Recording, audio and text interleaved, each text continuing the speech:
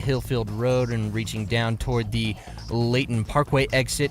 And then again slow south 15 from the north interchange down toward Warm Springs Road. Eastbound I-80 still very slow from about Jeremy Ranch over to the US 40 turnoff. This summer, Jordan Valley Water asks you to water twice a week or less. It helps our community go into next year in a stronger position. Life is better with water. Cormac Bone in the KSL Traffic Center. Hot, dry, and a little bit windy. We have fire weather watch in effect right now at 79 degrees and sunny in Salt Lake City. Stay with us because we have Inside Sources coming up next. KSL FM Midvale. KSL Salt Lake City. From the KSL Common Spirit Health Studios, this is KSL News Radio. Utah's news, traffic, and weather station. It's 9 o'clock at KSL News Radio. I'm Andy Farnsworth. KSL's top story this hour, a mail theft investigation in Orem is getting new attention after a listener contacted KSL. Federal postal inspectors say someone stole mail from the back dock of Mountain Shadows Post Office on May 29th. A resident tells KSL her mail carrier warned neighbors that some deliveries wouldn't arrive that day because of the theft. Investigators say affected households were notified and given information on how to watch for possible identity theft. The suspect has not been found.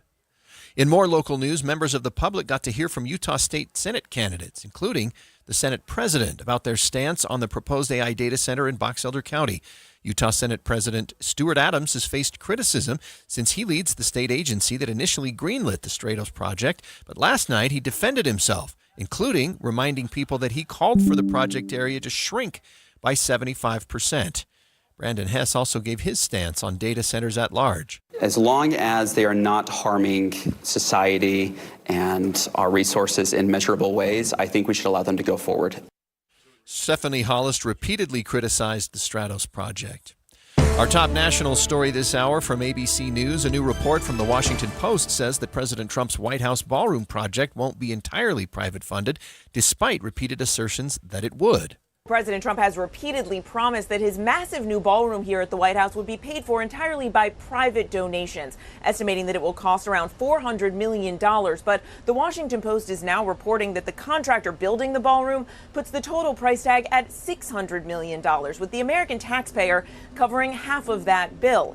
ABC's Mary Bruce reporting.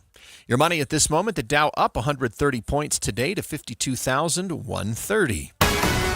Coming up, it's warm today, and by Friday, we could be near 100 degrees. KSL weather's next. Plus, we got emergency traffic in Sandy. KSL News Time, 9:02. The sources where we get our news matters. When you listen to Utah's Morning News, we want you to feel the stories are important to you and trustworthy. This is Amanda Dixon. And I'm Andy Farnsworth. Join us weekday mornings on KSL News Radio. The Management Minute is a service of the MBA program in the John M. Huntsman School of Business at Utah State University. I'm Professor Scott Hammond. There are about 4,000 books a year published about leadership. 99% of them are written by self-proclaimed experts who see leadership as a fire that burns within. They assume that leadership is located in us, in the head and in the heart. Well, they're wrong. Leadership, like love, is a co-creation. It requires a relationship. It is found in the space between people. It is a series of behaviors, not traits of an individual. Leaders don't fly solo. They need a co-pilot and a crew. They need to collaborate. Learn more about leadership in an MBA from Utah State University. Go to utahstatemba.com. That's utahstatemba.com. I'm Scott Hammond. Hope to see you in one of our classes.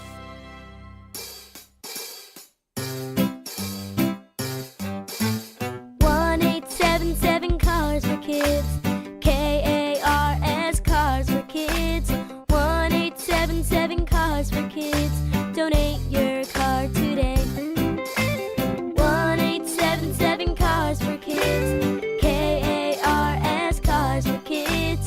1-877 Cars for Kids. Donate your car today. Ready to get rid of that old car? Donate it to Cars for Kids. Call 877 Cars for Kids to speak to a friendly live agent. Donation is super easy, and your car can be picked up as soon as tomorrow. Go to carsforkids.org now or call 877 Cars for Kids to donate your car today. 1-877 Cars for Kids. KARS Cars for Kids. 1-877 Cars for Kids. Did you know you can donate real estate too? Go to carsforkids.org. That's cars with a K. Progressive's Home Quote Explorer helps you easily find and buy the right coverage for you. It's everything you've always wanted. Well, I mean, as far as a website that lets you shop, quote, and buy insurance in one place.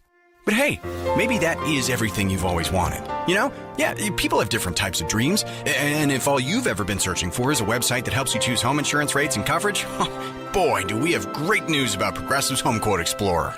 Progressive Casualty Insurance Company, affiliates, and third-party insurers. Comparison rates not available in all states or situations. Prices vary based on how you buy. This is the story of the one. As a maintenance engineer at a beverage manufacturing plant, he starts his day knowing every line is ready to run because Grainger delivers the industrial-grade products he needs to keep mixers, conveyors, and packaging equipment moving. With Grainger's vast selection of bearings, belts, and motors, he keeps operations running smoothly, so nothing grinds to a halt.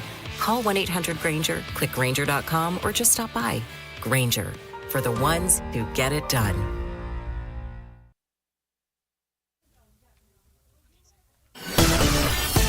Emergency traffic on KSL News Radio brought to you by UCCU. You deserve to love where you bank. Here's Cormac Bone. Yeah, it's pretty much stopped traffic from just about Bangerter Highway reaching up to 90th South. These are residual delays because they've opened up the freeway, but it was completely closed. All lanes stopped for a minute as they cleaned some debris off the roadway.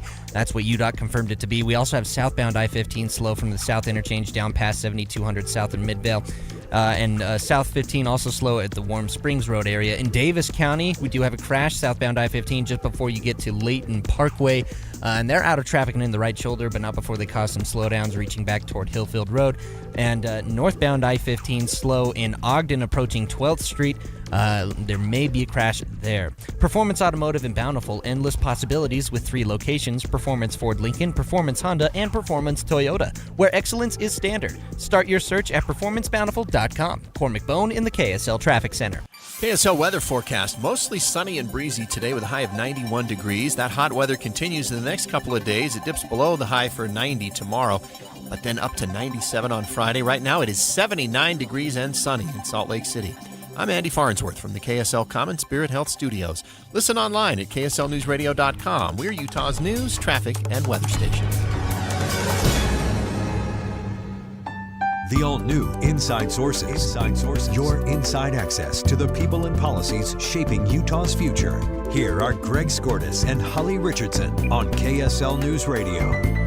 Well, continuing our coverage of the agreement between the United States and Iran, the Trump administration has said that they have come too close to a deal with Iran, but the terms are pretty vague. CNN actually got a copy of what they're calling a 14-point memorandum of understanding, and there's a lot to it. We don't know if it is the MOU, but it appears to be accurate what the two parties are trying to put together. So I think one of the things that even CNN said, and they're not the only news organization that got a copy, but one of the things they said is because it hasn't yet officially been signed, they could see some changes to it as they go through it.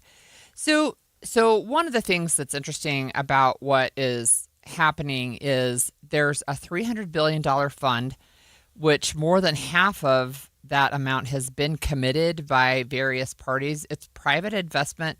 It's supposedly, and I'm going to put it in quotes, it's not reconstruction or reparations, and it doesn't include government money. But Iran will be getting $300 billion, basically. So I thought that there was some Iranian funds that were frozen, and that this perhaps could be a release of those. But are these that's different. And okay. But releasing those frozen funds, that is part of the 14 points. There you go. So one of the other things as well, which this isn't a surprise, but the Strait of Hormuz will reopen.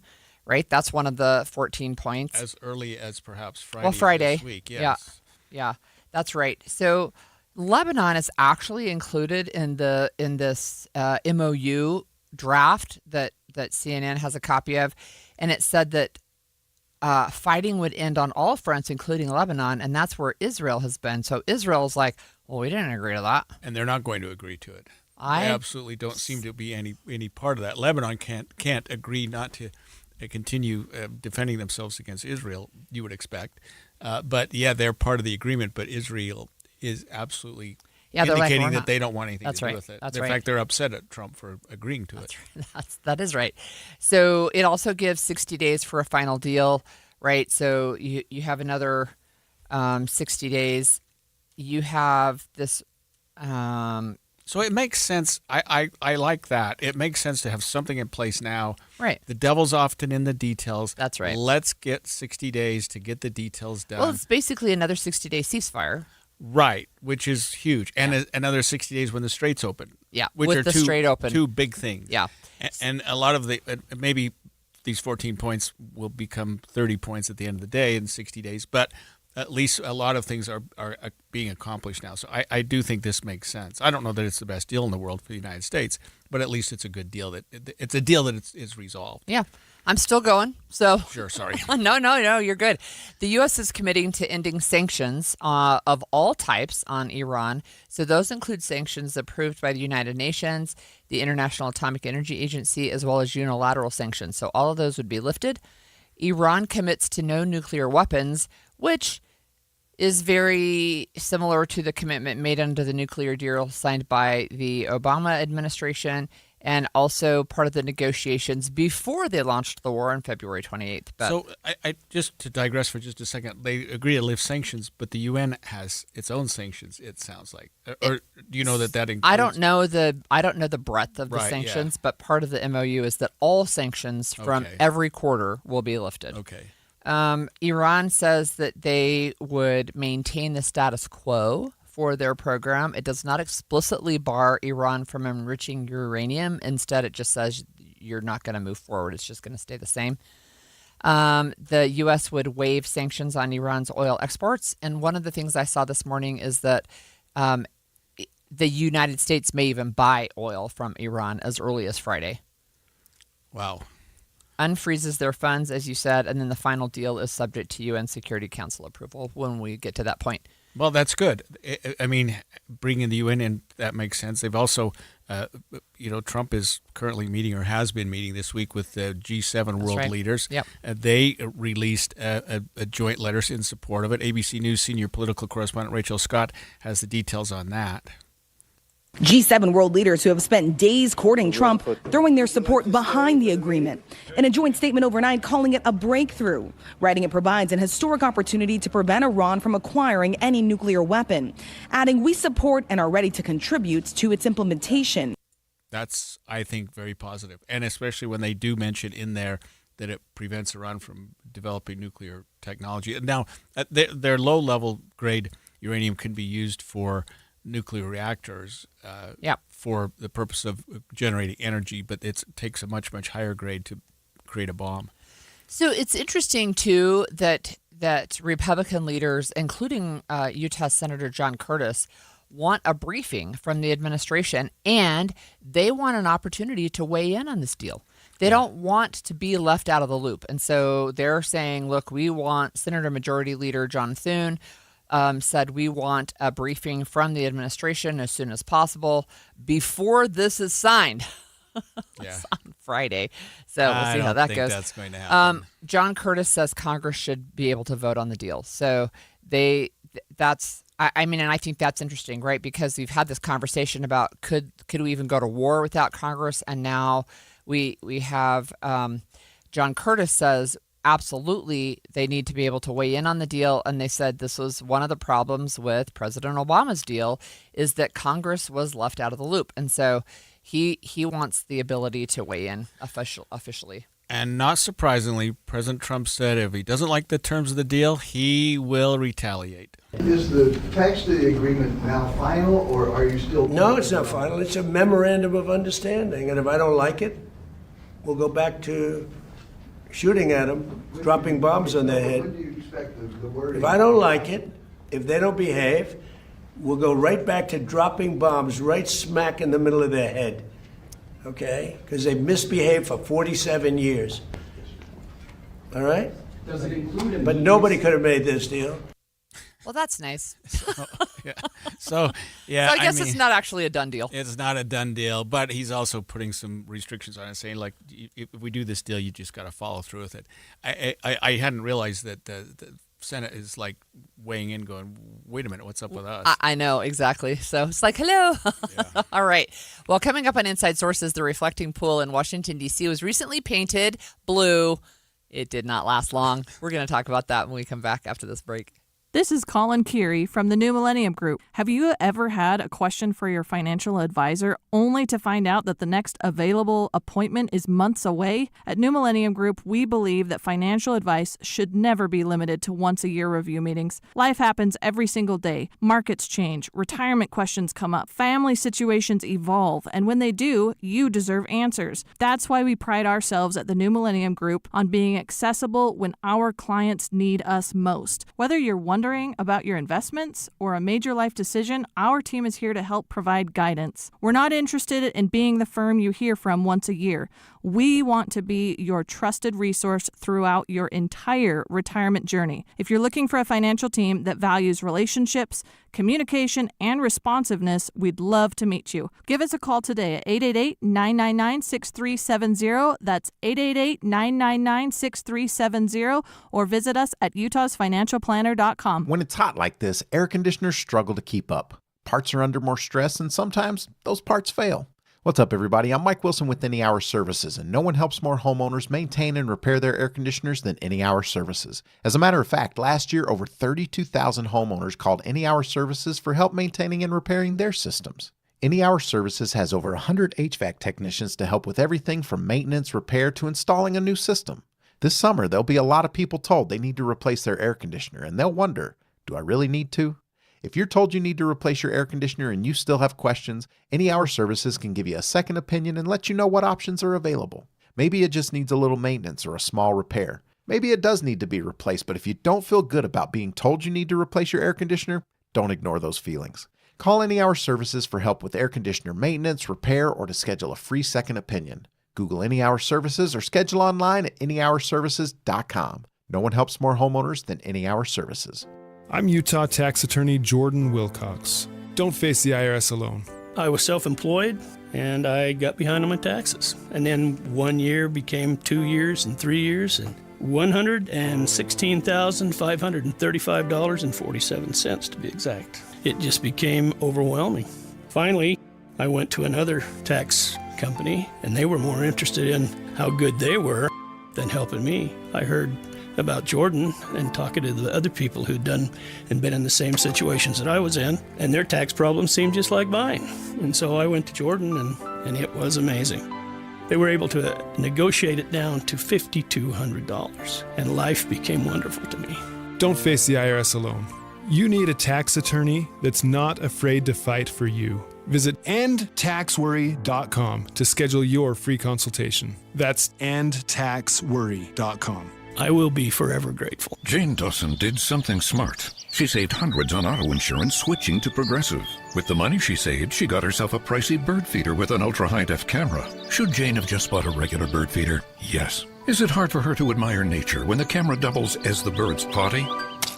Also, yes. But it's Jane's savings, and if she wants to spend her time watching the digestive habits of the white-breasted nuthatch, we say you go, girl. Switch and see if you could save with Progressive and treat yourself. Progressive Casualty Insurance Company and Affiliates. This is the story of the one who keeps multiple buildings running smoothly day after day. Plumbing that flows, HVAC that hums, cleaning supplies that keep surfaces sparkling. That's why she counts on Grainger. With easy reordering online and 24/7 support, Grainger helps her keep the products she needs on hand. So shelves stay stocked and buildings stay ready. Call 1-800-GRAINGER, click Grainger.com, or just stop by. Grainger, for the ones who get it done. The Ute Stampede Rodeo and Extreme Bowls is back July 8th through 11th. Tickets are going fast. Don't miss out. UteStampedeRodeo.com. UteStampedeRodeo.com. Everything to my back is dark. High in the alpine wilderness. Really ugly clouds coming over from the north. A place the ridgeline is imposing, the escarpments, the drops. where survival, It's dark now. I have nothing. is never certain. This is not good. My name's Dave Cawley, and I'm the host of a podcast called Uinta Triangle. It's about the disappearance of an Australian hiker named Eric. Our conclusion and that of the sheriff is that the mountains have decided to keep him. Come retrace Eric's footprints with me. You have done this walk too, but this is your backyard. Did he really make a wrong turn, or did he decide that he was done? He is not the first or last person to vanish in this remote region. It was haunting to see the photos. I mean, really. Find and follow the podcast series Uinta Triangle. That's Uinta, spelled U-I-N-T-A, Triangle, wherever you get your podcasts. All episodes out now. Inside Sources. Well, people visiting the reflecting pool in D.C. were disappointed to find that algae has turned the pool green instead of the American flag blue it was recently painted.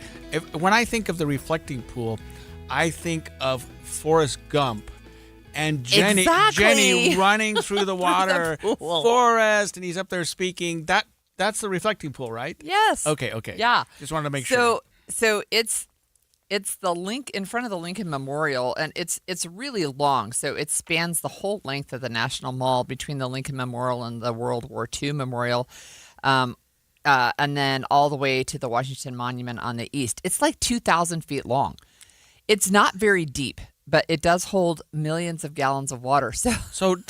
But they recently drained it and painted it blue? Oh, this is Okay. a President Trump All right. project. He didn't think it looked blue enough, and so he wanted it this American flag blue. They hired with a no bid contract. They hired people who had done swimming pools, but nothing this large, right? And so they did drain it. They did paint it, and the bottom color, like, it reflected really well. But what happened is that blue raised the temperature of the water that had been in there, which is a perfect breeding ground for algae. So yes, now there is an algal bloom, apparently. Oh, and I'm just telling you, if you've seen the pictures today, like within 2 days, you could start to see little pockets kind of along the edges. It is absolutely, completely, totally green. There we go. Well, ABC's Mary Bruce has some details on that. The National Park Service out in force trying to clean algae that's turning the reflecting pool green. Just days after President Trump spent nearly $15 million to repaint it, quote, American flag blue. Workers spotted dumping hydrogen peroxide into the pool. If it was supposed to look blue, it's pretty green right now, so I don't know. I'd ask for a refund or something.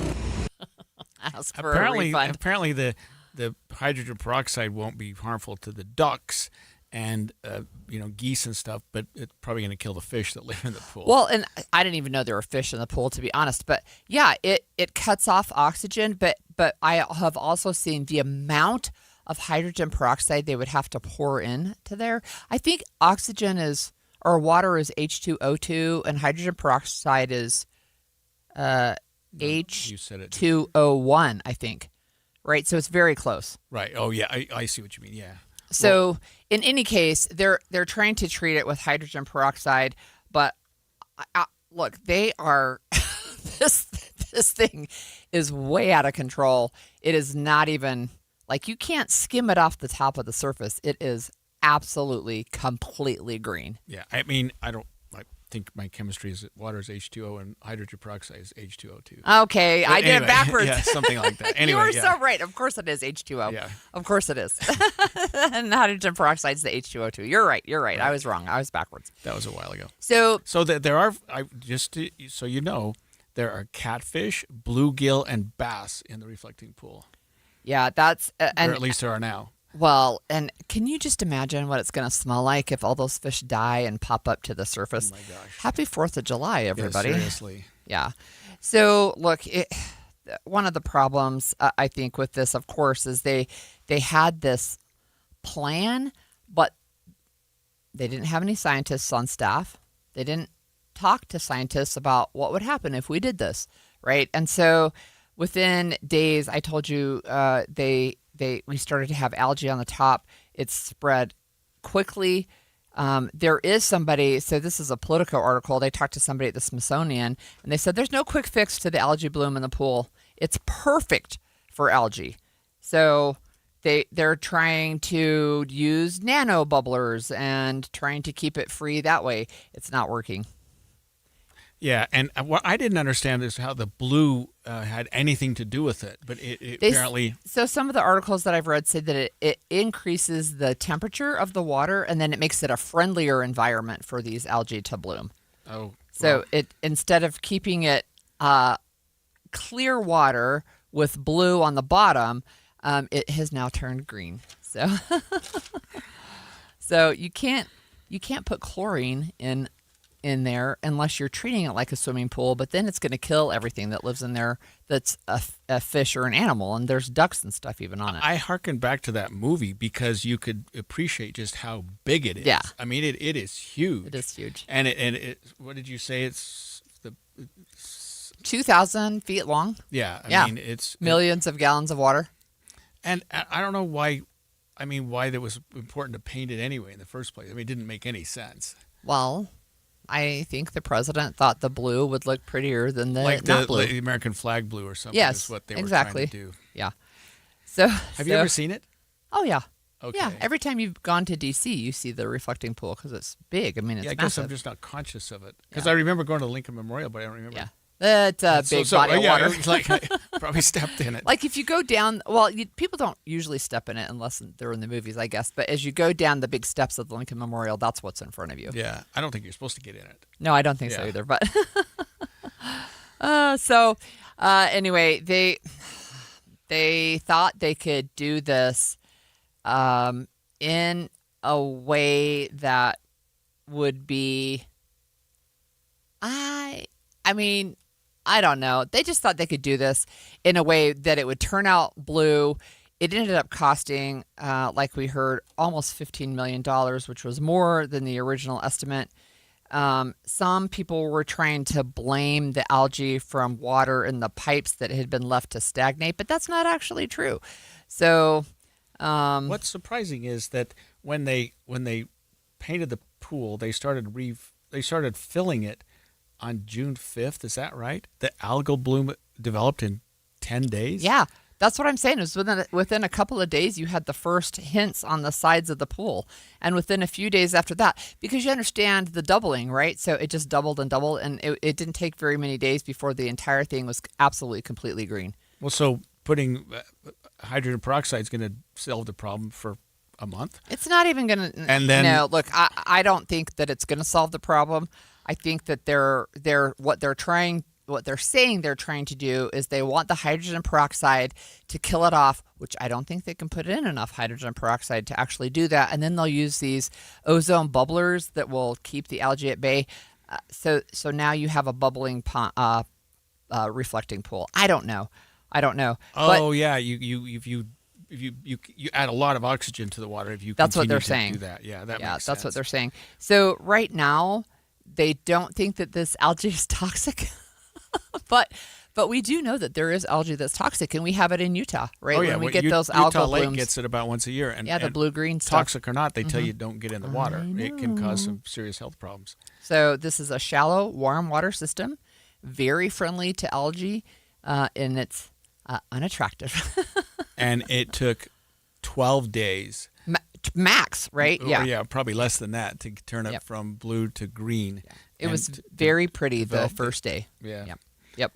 So, yeah, it looks a little bit like, I mean, I've seen some bodies of water that are that green, but it is just so green. What was the price tag on this? I mean, maybe you don't $14.2 million. Yeah, like to paint a pool. To paint the pool. It's a big one. I wonder. I know we're digressing here a little bit. I wonder what the bottom is. Is it just? Well, it was concrete. A concrete, like a basin. Yeah, exactly. It was concrete, and they were trying to do a pool liner. I think they just ended up painting it. But one of the things the president said is that this is before they finished filling it. It had never had the color people wanted, but now it's going to have a great color. And then, of course, as we said, it was by last weekend that it was already green. It took like a week. Well, for our listeners who don't remember the pool, just remember this. Jenny!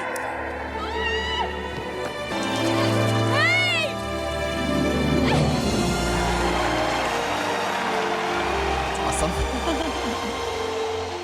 That was the happiest day. It was the happiest moment of my life. Yeah, and that was one of the best scenes of the movie, running across the pool. Now we can all put it in perspective and appreciate that she didn't have to run across a green algal-filled pool. That's all right. When we come back, a property tax increase in Salt Lake City has some residents worried about city programs and more increases perhaps in the future. Stay with us. 9:30 at KSL News Radio. I'm Andy Farnsworth. KSL's top national story this hour, or top local story this hour. Sandy City Council has voted to keep funding for Central Wasatch Commission after hearing feedback from concerned residents. Janet Kinnebert was one of several residents who addressed the council, saying CWC should not be treated like a cashback program. Because that misinterprets what a political shield the CWC is for all of the municipalities who rely on the canyons, not just for our drinking water, but also for myriad ecological services. The council had also discussed pay raises, but ultimately voted against increasing their pay, and the mayor will even have a salary decrease. 13 counties in central Utah are under a red flag fire warning. Wildland fire crews are watching for sparks that could flare up due to the high winds, low humidity, and hot temperatures. The warning is expected to last until this evening. There have been 286 wildfires so far this year. 217 of those were human-caused. Our top national story this hour from ABC News. FBI officials busting what they described as an active plot to target the recent UFC fight at the White House. Multiple suspects have been arrested. Investigators really detail this in the court documents for Tyson Proper, the 19-year-old from Ohio who was arrested. They describe him as a ringleader, and they say that this group chat that he was a part of on Signal, that the members of it would often talk about anti-government sentiment, that they particularly outraged over the government's handling of the Jeffrey Epstein files, and they just believed essentially that the government was filled with pedophiles and that they needed to essentially carry out an attack like this that would spur, in their words, a revolution that would overthrow the U.S. government. ABC's Alex Malin reporting. Your money at this moment, the Dow's up 189 points to 52,188. Coming up, the emergency traffic is gone, but the hot temperatures are going to be here for a bit. Traffic and weather together is next. KSL News Time, 9:31. Mornings are for recharging. And they're for starting your day right. We volunteer to join you in the car. Get news and weather at 102.7 FM during the most important part of your day. Andy and Amanda, each morning between 5 and 9 on KSL News Radio. Wednesday mornings are my weigh-in day. When I started my diet with Soda Diet Nutrition, they said, okay, we're going to check your weight every Wednesday. And it's been for a while that I haven't had to weigh myself because I got down to my target weight. But my nutritionist said, why don't we do something and get a little bit below that target weight so that you're not worried about trying to stay there all the time? And so I thought, okay, let's see what we can do. I think it'll be really difficult. I weighed myself this morning. I am 3 pounds below my target weight, and I really didn't do anything to get there. Soda Diet Nutrition has been such an effective diet program for me that I lose weight now without even trying. It's been a great program because it's just based on what you eat. I mean, you could just go to the grocery store and buy food based on their diet plan, and they have a nutritionist that helps me. She calls me every week. In fact, she has me photograph myself on the scale so that she can document what my weight is. And I'm really happy with where I've gone, where I am, and I'm happy with the fact that I can get down to where I need to be so that if I go out this weekend and do some things, I don't have to worry about, well, am I going to get above or below the weight? Anyway, Soda Diet Nutrition, SOTA, Diet and Nutrition. It has been a great program for me. It'll be a great program for you. Remember, Soda Diet Nutrition, say it with me, SOTA, state of the art. You can't always predict what's next, but you can be ready for it in a BMW SUV. The X1 delivers on confident agility and a striking presence that stands out in a crowd. Or you can own the road in the versatile X3 with advanced driving technology like BMW Connected Drive and sporty design cues. The X5 blends performance and elegance with functionality and a commanding presence. And when only the biggest will do, the X7 steps things up with precision-crafted finishes and 3 rows of luxurious seating so there's always space, even for the biggest plans. Every model is engineered with BMW's intelligent all-wheel drive to give you the confidence in any driving condition. So while you can't always predict what's coming, for every road there's an X built to drive it. BMW, the ultimate driving machine. Discover your dream vehicle at BMW of Murray or BMW of Pleasant Grove. BMW Utah. Drive elevated. Did you really think Pure Talk was just going to sit back and watch America turn 250 years old without doing something awesome to celebrate? Of course not. That's why they're raising $250,000 for America's Warrior Partnership by the end of July. America's Warrior Partnership is on the front line of preventing veteran suicide. They've had extraordinary success, and here's how you can help. When you switch your cell phone service to Pure Talk this month, you'll be invited to round up to support America's Warrior Partnership. No pressure, but if you do, Pure Talk will match your donation dollar for dollar. And to further celebrate 250 years of our extraordinary democratic republic, Pure Talk is offering unlimited talk, text, and data for just $34.99 a month. Dial pound 250, say Mike Rowe. That's pound 250, say Mike Rowe. And happy birthday to us. Time for a check of traffic and weather together on KSL News Radio, brought to you by UCCU. Learn how to save more this summer at uccu.com. Here's Cormac Bone. Normal delays still working their way out northbound I-15 after the heavy residual backup. It's slow at 114th South and around the point of the mountain a little bit as you approach 146th South.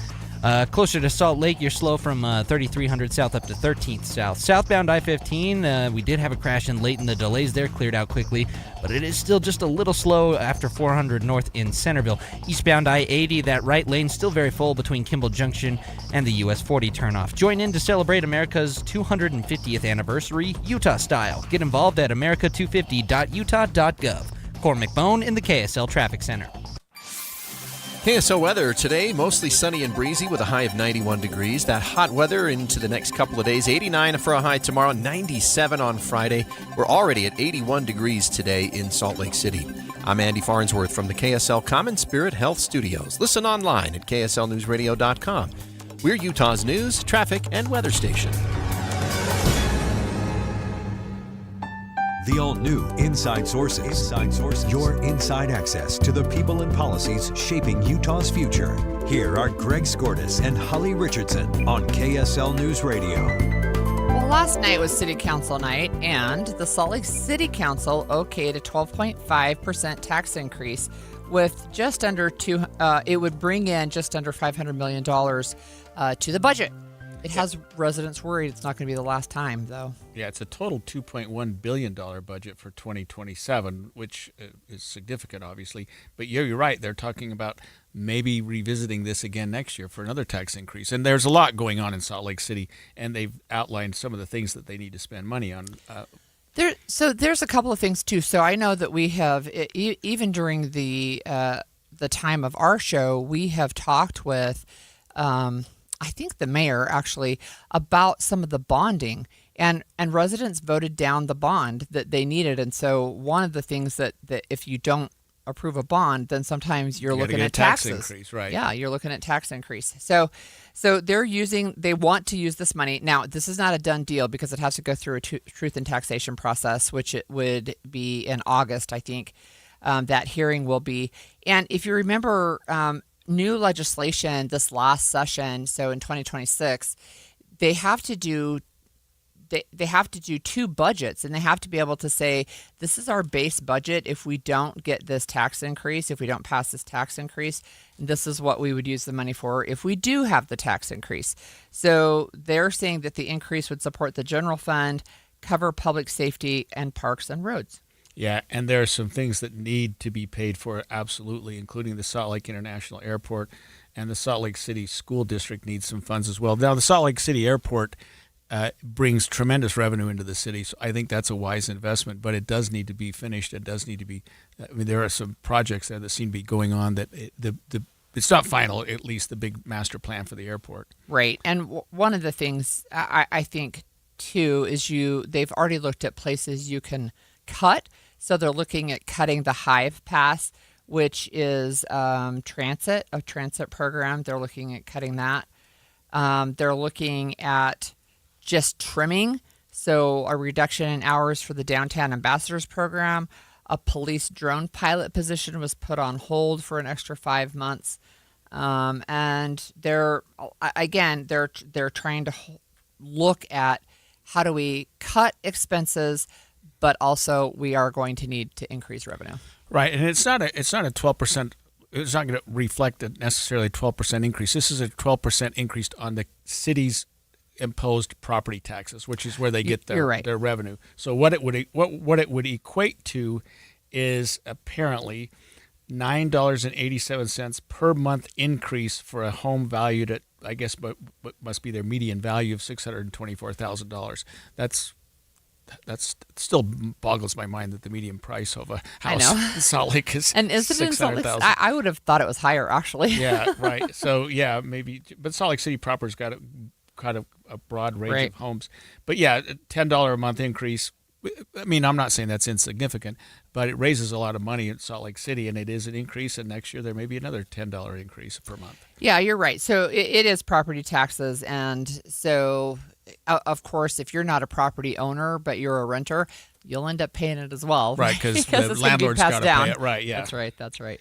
So, we had a discussion this week too about your neck of the woods. It was just yesterday talking about raising taxes up in the new town. Oh, they were supposed to take a vote last night, I think, on the name.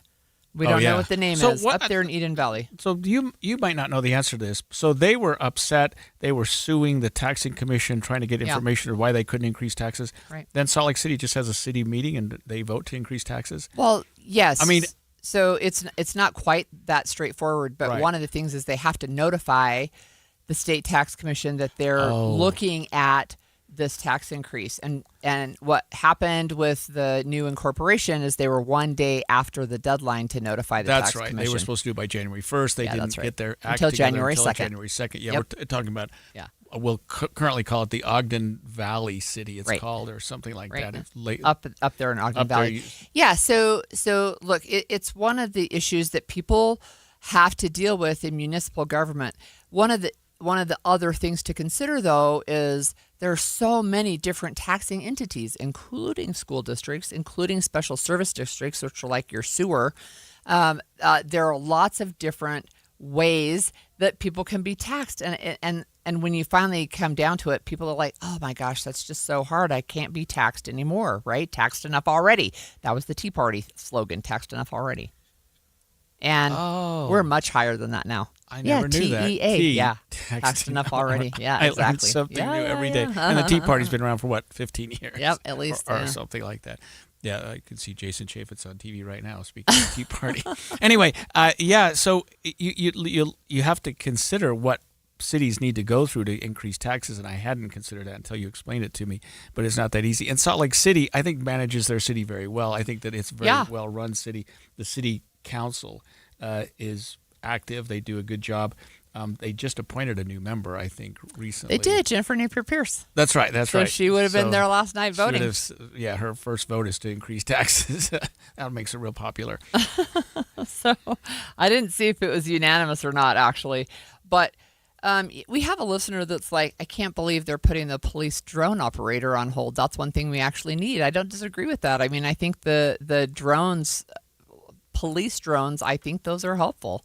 But that's one place where they're saying we can't pay for that for basically the rest of this year. The drone operator, usually it would just be a member of the department who's trained to work the little gadget. I'm just telling you what they said. Yeah, I mean, I can't imagine that with that. I think the drones would be expensive, but the drone operator usually is from within the department. Just somebody that gets special training. But that is part of what they said. This article said for the way they're looking at cutting. So a police drone pilot position put on hold. So that's in our KSL.com article. So the city's landscape exchange programs put on hiatus. The Hive Pass has been cut or will be cut. Some funding requests are trimmed, like I said. So. Yep. Yeah, I think Salt Lake City does a good job, of maintaining the roads and streets, and Salt Lake City is certainly much more vibrant than it's ever been. So whatever's going on there with the mayor and the council, they seem to be doing a good job. And if they need a few more bucks, it's easy for me to say because I don't live there, but they do have a shortfall, and that's one of the reasons they're talking about a tax increase. So they were, you always have budget projections, right? But then you also have reality, and so they projected more than actually what came in from new growth revenue and judgment levies. And so this is one of the ways they're going to make up that difference. And there's a lot more to what the city does besides police and fire. Municipal services. They have public parks. They have public safety. They have roads. They have a lot to do that you don't think about that a city would you often think, well, the state handles that or the county handles that, but there are certain That's functions that are specific to the city. That's right. So Truth and Taxation coming up in August on that one. Okay, when we come back, we're going to have a conversation about postpartum depression in dads. So stay with us. This is Nate Orchard from Advanced Window Products. When you live in Utah, your windows do a lot more than let the light in. They protect your home from freezing winters, blazing summers, and everything in between. That's why Advanced Window Products builds every window for your local climate. No middleman, no out-of-state delays, just factory direct quality, custom made for your home. Imagine a quieter home, a warmer home, a cooler home. Our high-efficiency vinyl windows are engineered to lower your energy bills and boost your comfort all year round. And installation is done by our own certified in-house crews, never subcontractors. That's why Utah homeowners give us 5-star reviews. Right now, take advantage of our anniversary sale. For a limited time, get $2,500 off when you buy 10 or more windows. Call 801-850-9100. That's 801-850-9100. For 40 years, Advanced Window Products has been the name Utah trusts for custom replacement windows and sliding glass doors. Advanced Window Products, built here, installed here, trusted here. Call 801-850-9100 for that $2,500 off, or visit us at advancedwindows.com to schedule your free in-home estimate. Ready for your next Utah adventure? Enter KSL News Radio's America 250 contest for your chance to win an unforgettable Bryce Canyon getaway. One lucky winner will receive a 2-night stay at Ruby's Inn, the perfect home base for exploring the breathtaking beauty of Bryce Canyon National Park. Plus, you'll get a $500 gift card to use on dining, activities, and making memories along the way. Enter today at kslnewsradio.com/win. Sponsored by Ruby's Inn. Does your denture look like a denture? Generic teeth, an unnatural smile, dentures that move when you eat, speak, or laugh? At Grandpa's Dental, we believe your smile should look like you, not a denture. That's why every smile is designed by our experienced doctors and handcrafted in our in-house laboratory. With 47 years of experience, we create smiles that fit your face, your personality, and your natural appearance. And if you're tired of those loose dentures and messy adhesives, today's fixed implant supported smiles provide a secure, beautiful solution that looks, feels, and functions like natural teeth. Ask about our smile upgrade opportunity. Full arch fixed implant smiles start at just $11,999 with some of the most affordable implant pricing in Utah. Your smile should be remembered, not your denture. Grandpa's Family Dental. Our business is dentistry. Our legacy is you. Call 801-449-0930 or visit grandpasdental.com. Summer has a way of bringing life's biggest moments back around. The first date, the wedding day, the promise that started it all. Duke's Jewelers knows jewelry is more than a gift. It's a reminder of the people and memories that matter most. This anniversary season, celebrate your story with something meaningful. From timeless diamond bands to custom pieces designed just for them, the Duke's Jewelers team is here to help you find a gift they'll treasure for years to come. And while you're celebrating the love stories in your life, don't forget Dad this Father's Day with distinctive watches, bands, and gifts he'll actually wear and enjoy. For nearly 80 years, families have trusted Duke's Jewelers for life's most meaningful moments. Visit dukesjewelers.com or on Main Street in Springville. Duke's Jewelers, celebrating your story, generation after generation. dukesjewelers.com. From the people who brought you It's the Dog Park comes. Your dog is limping, but she seems fine. Plus, you've heard they can fake it just to get what they want. So what's the deal now? You're being gaslit. Protect your dog from injury and illness with Progressive Pet Insurance. Oh, now she switched legs. What a diva. Progressive Casualty Insurance Company and affiliates. Not available in all states or situations. Coverage subject to policy terms. Wesley Financial Group is not a law firm, and Chuck McDowell definitely not an attorney. This is Chuck. If someone talked you into buying something really silly and you want to get out of that silly little thing, my advice, get the facts. Call me and I'll send you our timeshare exit kit absolutely free. Inside, you'll learn how timeshare works and all your options for cancellation. Call Wesley now for your free exit info kit. 800-572-3344. That's 800-572-3344. Stolen Voices of Dole Valley.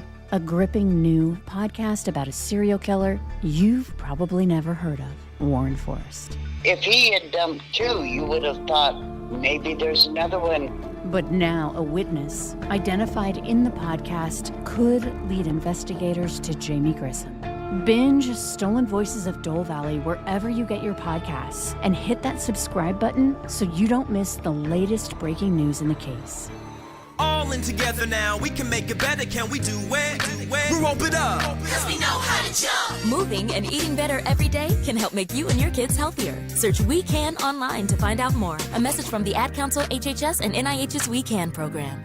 Do you worry about how much someone drinks? Do you feel neglected or unloved? If you answered yes to any of these questions, you are not alone. Al-Anon and Alateen can help. Call 1-866-200-0223 or visit alanon.org/help. And expanded Inside Sources. Hey, Father's Day is this Sunday. Happy almost Father's Day. Seriously. And in celebration of the other half of parenthood, we wanted to discuss the lesser side of what's called postpartum depression for men, which I had no idea existed, but I'm interested in having this conversation. It is so interesting, really. And June is also Men's Mental Health Month, so what a great opportunity to talk about Father's Day, men's mental health, and postpartum depression for dads. Seriously, yes. Yeah. Important conversation. So this is the number that surprised me. It's as many as 1 in 5 dads experience paternal postpartum depression, and that number jumps if their partner is also struggling. But as you might imagine, most men don't get help. My guess is it will jump if people understand what it is. I mean, I think some if you men can recognize it, exactly, yes. Yeah. So we have with us Anand Patel from Postpartum Support International to tell us about postpartum depression in dads. Thanks for joining us today. Yeah, thanks for having me. I wonder if you could talk, first of all, just what does postpartum depression in men look like? I think that does vary depending on each individual, but like I can give myself, for example, it came out as like anger, frustration, and not anything specific, just kind of generally just keeps coming out in that way. But then some men, maybe they kind of go in their own little bubble, they become quieter. And so again, it does depend on each individual, but the way that I've seen it with myself as well as others often is through anger, frustration, and just kind of like not knowing what you're supposed to be doing. Do we know why this occurs? I mean, I can understand, a woman carrying a child for 9 months has got to have some significant changes in her life after the child's born. But why does this occur in men? Just the change in lifestyle and suddenly having a baby, and you know what I mean?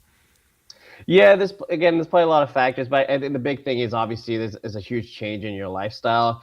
There's a lot of kind of pressure as well on the man to make sure that his wife is doing well, and as the mom, and the babies are doing well, and so there's a lot of focus elsewhere externally, and less focus internally on what's going on in his life and the changes that he's going through, and so it often leads to them not really putting that kind of self-care in themselves to make sure that they're doing okay as well.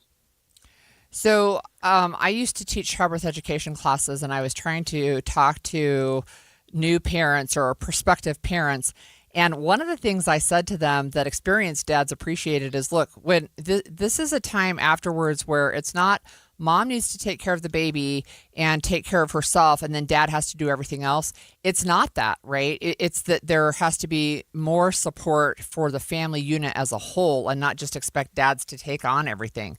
So I'm wondering also, why is it that this goes untreated so often? I think at least for males and men specifically, it's kind of like that the inability to want to voice what you're feeling, right? There's kind of some concerns about like coming off in a way that you don't want others to see you, that you can't handle the situation, you can't support your family. And so often men will just kind of keep it within themselves and not voice it. I think only 1 in 4 or 1 in 5 men actually go seek help or see a therapist when they're going through this situation.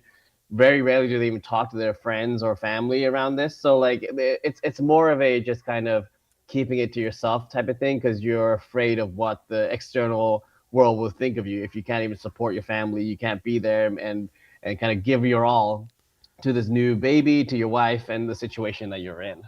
Anand, given the number of men who are obviously affected by this, I'm going to ask a very naive sounding question, but why is it that I haven't heard of this? And maybe a lot of our listeners haven't either. Postpartum depression or postpartum symptoms in terms with fathers. Yeah, that's a great question, and it's funny because I had not even thought of it until I went through it myself, right? So I'd heard of postpartum, especially for the moms, because of my wife and through other things, but it wasn't until I actually was going through it myself that I realized, wow, actually men can feel this too, and it wasn't something I was aware of, right? And so I think again, a part of that is just due to the fact that there is a lot of focus put on the mother, and there's a lot of changes that she's going through and a lot of things that she's feeling. And rightfully so, there's a lot of attention and focus put there. But the dads, the father, the men, they also have their own things that they're dealing with. And I think slowly over time, we're starting to see that there is becoming more clarity and awareness around this. And so hopefully that does support and help the numbers and allow people, especially men, to actually speak up more and share their experiences, and hopefully build more, just wider awareness that it can affect men overall. Is that sharing of experiences part of maybe the treatment or the things that you would hope a man would go through in terms of dealing with this? Or are there other things? Yeah, 100%. I mean, I think the big thing is kind of just speaking and sharing and communicating with others, right? So like Postpartum International has support groups. They're free, that you can join with other dads, and you can kind of share stories. And the biggest thing that comes out of it is that you hear from others and you realize that you are not the only one going through this. You're not the only one feeling this way, right? And for me, it was also like talking with friends who had just recently had kids and realizing that they are also feeling a lot of the same things that I am. Because otherwise, you kind of just bubble it up and assume that you are the only one feeling this way, and it kind of actually makes you feel worse about yourself, right? And so like having that ability to go communicate, join these support groups, allows you to kind of hear that from the community and hear that you are not alone. There are others like feeling the same way as you. So Greg and I are both grandparent age, and I wanted to ask, what can people who are outside the immediate family unit, so grandparents, friends, maybe extended family, what should we be looking for? And then what can we do to support you? Yeah, obviously when it comes to looking for it, it's really about just kind of seeing if there's any changes in behavior, if there's a kind of outbursts of anger, frustration, sometimes at the most randomest things, right? And like that is maybe some sign signals that the dad is going through a few things. In terms of support, it's really just like making sure that you're giving them the opportunity to share their experience, their stories, ask them how they're doing, what they're going through. If they're not willing to even share that with you, giving them the resources, letting them know they can go to postpartum.net. There's free support. There's a whole mobile app, Connect by PSI, where you can easily find support groups. There's weekly dad chats. There's so many resources out there now that there's definitely an opportunity for you to chat with like-minded people, even if you don't want to chat with family members around this, because maybe you feel it's a little too sensitive and you're worried about how they may perceive you. One statistic that you mentioned right at the outset, Anand, was that while the rate of incident with men is significant, it is increased when the mom also has it. How do you deal with a family when both parties are suffering from something like this? Yeah, that's a tough thing, especially in a situation where if you're a first-time parent, you Right. really do want to make sure you're doing the right job with the kid. But at the end of the day, if you don't take care of yourself, you can't take care of the others around you, right? And so it's really about kind of creating that environment. At least for me, with my wife, we both kind of encourage each other to go to support groups, to talk to people. You are each other's cheerleaders and supporters, right? And so it's really coming together as a team and making sure each person is getting the support and kind of ability to kind of get that feeling and emotions out of them and communicating that with others. And so it's really just supporting each other and not being afraid to tell each other, yes, if you need to go step away, if you need to go take an hour to join a support group, that is okay. Wonderful. That's helpful news. That was Anand Patel from Postpartum Support International. Tell us about that issue as it relates to men. Were you familiar with that? I really wasn't, but I guess I'm not surprised, right? It's an industry you've worked a lot in. I know, right? Because I also have been focused on the mom and getting mom the support she needs. But yeah, I didn't know about dad postpartum depression. Yeah, interesting. So yeah, if you Postpartum Support International, I think is probably, you could go online and learn more about that. That's right. It's very interesting. Well, coming up on Inside Sources, we're going to continue our coverage of Your Voice, Your Vote. We're moving on to, it's the third day of the week, so we're talking about the third Congressional District. We're going to interview Representative Celeste Malloy after this.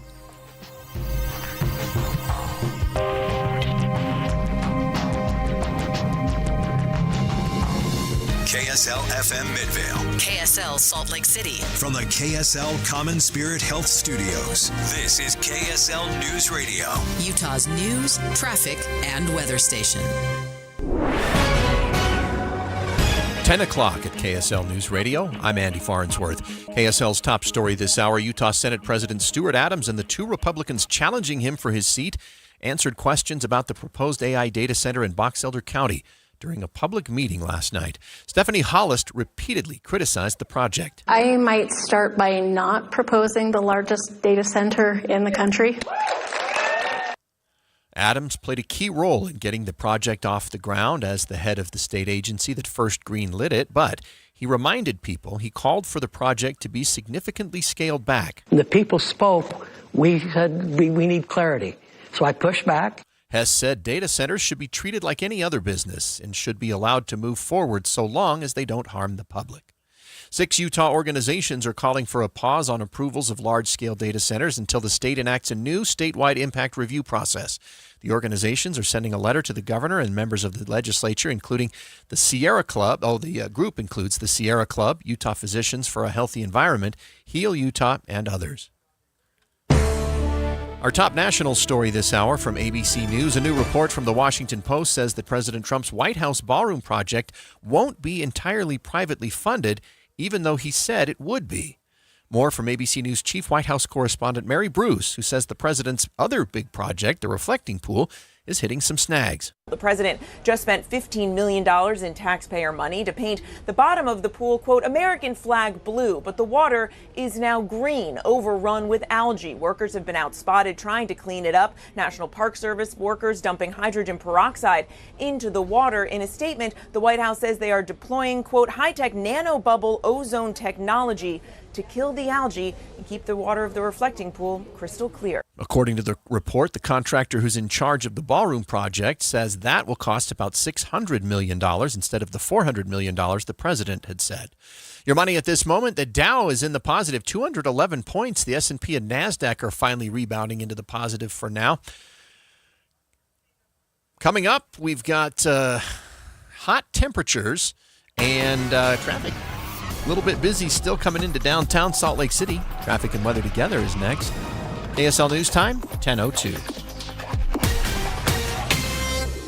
A reminder about the simplest way to get updated for your day. Hit your KSL preset when you jump in the car, and we'll take care of the rest. Hear key news updates and traffic reports. Andy and Amanda from 5 to 9 in your car. KSL News Radio at 102.7 FM. This is Colin Curie from the New Millennium Group. Have you ever had a question for your financial advisor only to find out that the next available appointment is months away? At New Millennium Group, we believe that financial advice should never be limited to once-a-year review meetings. Life happens every single day. Markets change, retirement questions come up, family situations evolve, and when they do, you deserve answers. That's why we pride ourselves at the New Millennium Group on being accessible when our clients need us most. Whether you're wondering about your investments or a major life decision, our team is here to help provide guidance. We're not interested in being the firm you hear from once a year. We want to be your trusted resource throughout your entire retirement journey. If you're looking for a financial team that values relationships, communication, and responsiveness, we'd love to meet you. Give us a call today at 888-999-6370. That's 888-999-6370, or visit us at utahsfinancialplanner.com. There's one choice for Congress in Utah's 3rd District, Celeste Malloy. Celeste Malloy has President Trump's complete and total endorsement. She fought alongside President Trump to secure the border, grow the economy, protect the Second Amendment, and deliver results for Utah families.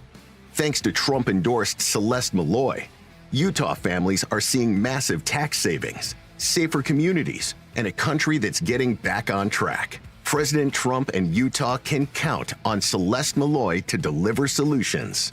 She will never let you down.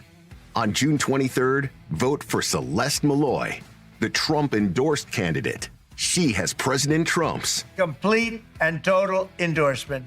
Paid for by Winning for Women Action Fund and not authorized by any candidate or candidates committee. www.wfwactionfund.com. Winning for Women Action Fund is responsible for the content of this advertising. Super deals on all sewing machines and sergers at Dave's Bernina in St. George and Provo. Up to $500 off new Bernina machines from $3,000 to $6,000. Save up to $800 on a $7,000 to $9,000 purchase. And get a big discount of $1,500 on a new Bernina, $15,000 retail price and over. Save big on the Bernina 475 and 335 machines. Take advantage of low prices on the 770 Pro and 570 models. See the world-famous Bernina 990 model. That's on sale, too. Come in now for bargains on trade-ins and demo machines. Yes, Dave's Bernina has a limited supply of new machines, out-of-the-box special event machines that are available at incredible savings. Don't miss this sale. 36 months, no interest financing on certain machines. Dave's Bernina, 691 East St. George Boulevard and 2017 North 550 West in Provo. Dave's Bernina. Traffic and weather together brought to you by UCCU. Auto loan rates as low as 4.74% APR. Let's go back to Cormac Bone. Northbound I-15 seeing some pretty heavy delays, and that's from about 4500 south reaching up to 13th south. Looks like it's just a construction project causing some heavy delays there. We do have an accident in Lehigh. Both directions of Pioneer Crossing is affected. It's in the intersection at 500 West and Pioneer Crossing and blocking multiple lanes.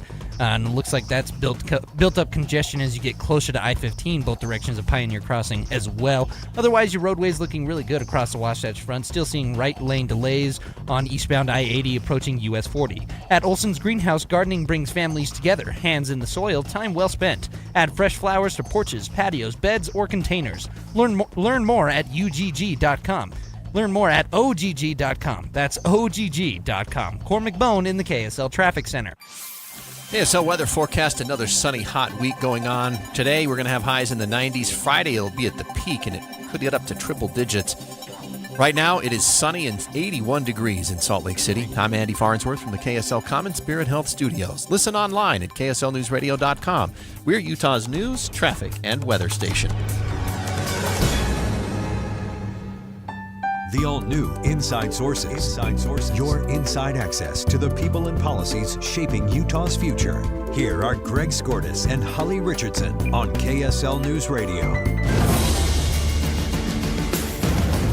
All right. Sounds so official. The politics sound. Look, we're continuing our coverage of Your Voice, Your Vote here on KSL News Radio ahead of the upcoming primaries on June 23rd, which is on Tuesday, so now we're less than a week away. Woohoo! And this is our third day of covering congressional races. So, of course, we're on CD3, Utah's 3rd Congressional District, and we're joined in studio by Representative Celeste Malloy. Thanks for being here today. Happy to be here this morning. So we're going to start with me asking the same question I've asked all the other candidates who've joined us, and that is give us your 30-second pitch on why voters should send you back to Washington, D.C.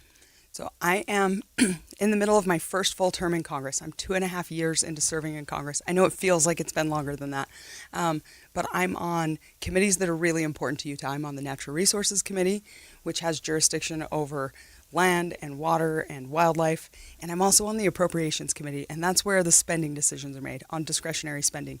And you know, we passed our 12 appropriations bills last year. We're on track to have them all done this year. This is what people have been asking for. They want Congress to make spending decisions on time and through regular order. So those are really important committees. I'm also the chair of the Congressional Western Caucus, which is the second biggest caucus in the House. And it's focused on issues that matter here in Utah, rural issues, natural resources issues. So I'm picking up steam as I go, and I'm asking people to vote for me so I can keep going, keep solving problems for people in Utah. And speaking of solving problems, Representative, can you just tell us, right now, I think a lot of people look at what's happening in Congress and say most of the votes are straight along party lines. Yeah. And we're getting Republicans voting here, Democrats voting there, very few cross. What do you do? What is your approach?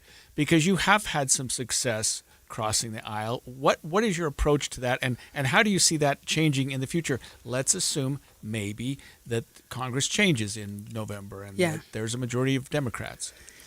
So the key, I think, to working across the aisle is finding the areas you already agree on. Sometimes people try to force bipartisanship on issues where the parties just have different basic beliefs. And the biggest example I have right now is the Build America Caucus. I am the Republican co-chair. Josh Harder, who's a Democrat from California, invited me to be his co-chair. He started this caucus, and it's focused on building things in this country again. What permitting reform do we need? What funding do we need? How do we need to change the way we're doing government so that we can build things again? And that's something that we agree on across the aisle. It's a natural place to start working together.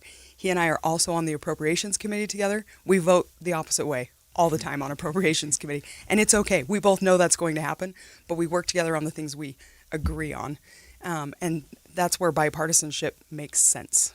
I think sometimes voters hear bipartisanship and they think, oh, it means you're compromising your values or you're selling out your voters so that you can make somebody on the other side of the aisle happy.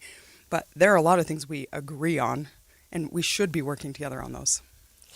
So, Representative, I wanted to ask you about AI, artificial intelligence. So I know you held a debate or some forum yesterday, and there's some pretty clear differences between you and your opponent. And I'm wondering if you can tell our listeners what your stance is on AI and federal regulation versus state regulation, just how all that plays out. Yeah, so I am not a tech person, but I know that AI is changing the way we do just about everything right now. And as technologies develop, we have to stay on top of them. We can't just say we're not going to do AI, so we can't regulate the development of AI. We have to figure out what role government can and should play in this new technology. It's rare that we have an area that isn't regulated, that we might have to decide how to regulate. And for me, I think we need to make sure that we're allowing the people who do understand the tech to develop and that we don't fall behind the rest of the world.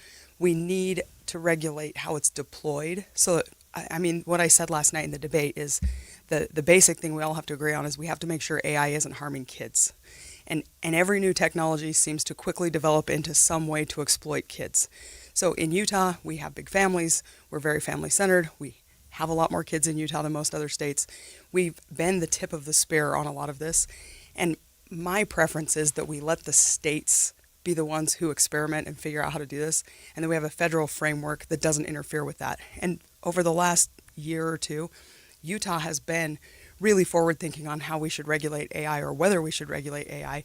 And the federal government, a couple of times, including in the One Big Beautiful Bill, has tried to preempt states' abilities to regulate. And I've been working closely with the administration, with the state legislature, to make sure that the federal government isn't preempting that. Mm-hmm. And it always comes from California. Everything seems to start in California. And there's a lot of fear that the state of California will try to regulate the development of AI, and through their state regulations will fall behind the rest of the world in development. But I think we can figure out a framework that allows development and allows states to protect kids without having to, throw up our hands and say, we're not going to do AI. We're going to pretend that this new technology doesn't exist. I have to ask you a question that goes to a Tribune article that was written a couple weeks ago about a campaign contribution that you received. Okay. And whether or not there is any concern about that, or whether, maybe I don't understand it exactly, but maybe you could explain it and explain why it is that I'm talking about the Shivwitz. Oh, yes. Yeah. So I introduced the Shivwitz Jurisdictional Clarity Act. And if you don't live in southern Utah, you may not know what that is. But the Shivwitz Band of Paiute Indians has a reservation in Washington County right near St. George. And they came to me and asked me to run a bill that gives them the ability, at their discretion, to partially waive jurisdiction so that they can enter into contracts that are enforceable in state court.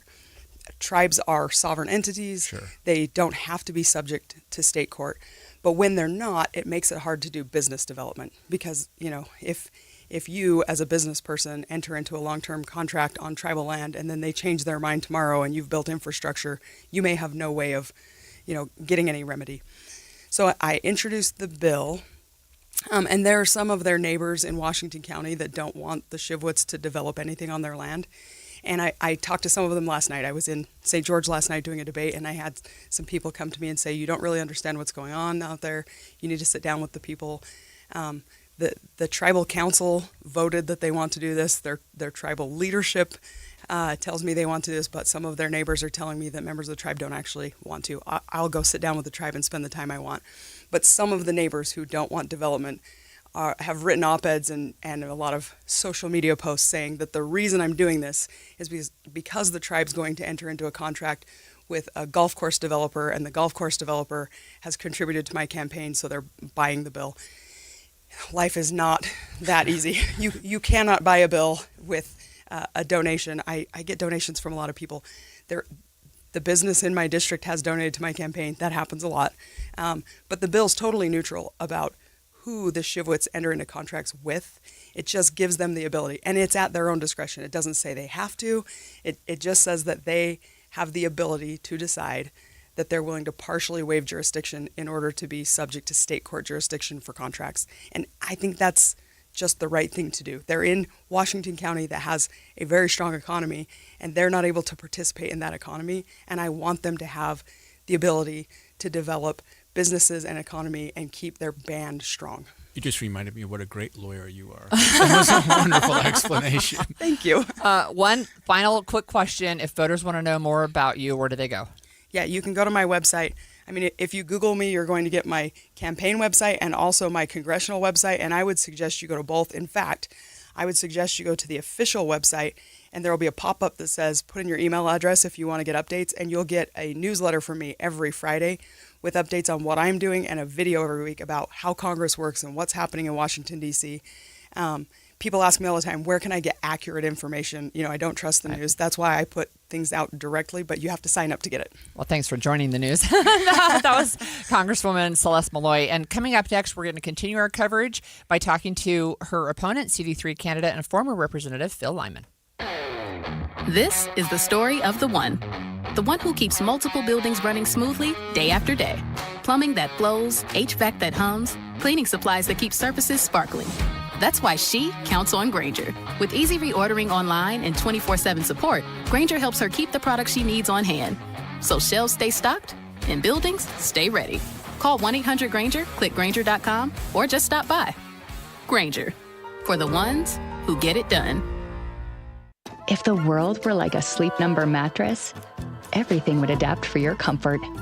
Because as your life changes and your body changes, Sleep Number mattresses adapt and shift to give you personalized comfort night after night.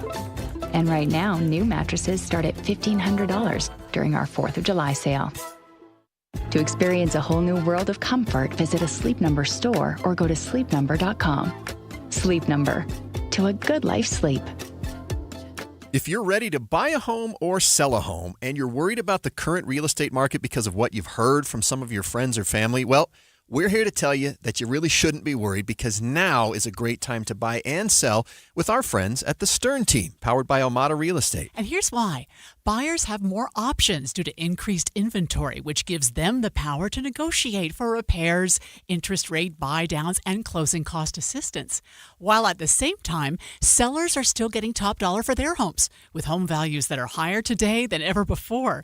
So whether you're looking to buy or sell, the current real estate market presents a win-win opportunity for both buyers and sellers. But you still do want to make sure that you're working with a team of real estate experts you can trust that can get you some great results. And that's our friends at the Stern Team, powered by Almada Real Estate. They have helped thousands of Salt Lake City homeowners, and they're ready to help you. To get started, just go to thesternteam.com. That's thesternteam.com, or Google The Stern Team. Summer shines a little brighter in Logan, Utah. Start your day on a canyon trail, cool off by the water, or cruise into the mountains for views that go on for miles. Then wander downtown for local shops, live theater, fresh flavors, and a scoop of small-town charm. From outdoor adventure to arts, dining, and easygoing summer nights, Logan delivers the summer getaway you didn't know you needed. Make this summer refreshingly fun in Logan. Plan your trip today at explorelogan.com. Summer takes center stage in Logan, Utah. Late May through August, Logan comes alive with theater, music, art, and can't-miss performances worth planning a getaway around. Catch a show, explore local galleries, stroll downtown, and enjoy a delicious dinner before the curtain rises. With mountain adventures by day and standing ovations by night, Logan turns summer into something refreshingly unexpected. Make your next getaway a little more dramatic, in the very best way. Plan your escape to the heart of the arts at explorelogan.com. So we've been talking about celebrating America 250, and we are joined in studio right now by Sandy Hendry, the owner and founder of Minky Couture, the famous blankets. So tell us about some of your blankets. How long have you been around? Oh my goodness, it's so exciting to be here, and thank you for having me. I started Minky Couture in 2009.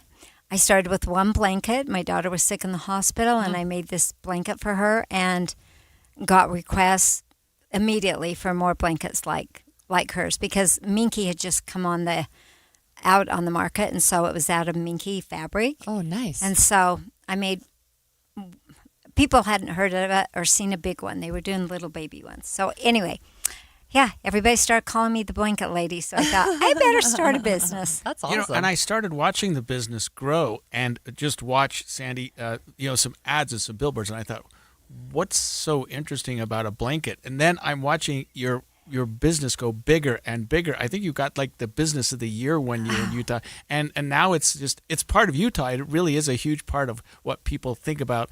You're like fry sauce now. Oh, I love fry sauce. Yeah, I do too. I do love it. Literally, that's the best part of it, is seeing it grow. And I could see from the very beginning, people needed love and comfort. And I thought, people would say, oh, it's just a blanket. What's the big deal? But I wanted to make something ordinary, extraordinary, and literally being part of the culture and being part of the fabric of Utah is what means the very most to me, because I love our state, I love our community, and I just love having something that gives and helps, people in need and people that are celebrating, such as the 4th of July. So it's such a double-edged sword, and it's for everyone. So what does make Minky so special? I can't tell you. It's a secret. Okay. No, our secret sauce. Okay, your secret sauce, yes, like fry sauce. We started, I started literally, I have printed blankets that have the ruffles on. You see them for infants and stuff. And I started those and they still have local seamstresses that come in. We cut them locally. They take them home. They sew them. And I feel like that first touch of that hands-on mother's love, making these blankets, bringing them back. Today, they are sewn locally, and they're sewn by women in our community. I have over 60 seamstresses that literally love, sewing for Minky. And then it took me 10 years to find the lush and develop it and make it something special. And now that is kind of my claim to fame, because I worked so hard to travel the world to find this fabric. Wow. So, all right. So people can find out more at minkycouture.com, and we'll have you back in about 10 minutes. So I love you that. for joining us. Got an expensive AC replacement or repair quote? Get a free second opinion with Vyrock Heating and Cooling. Call or text 801-306-8360 or visit VyrockAir.com. VAIRockair.com.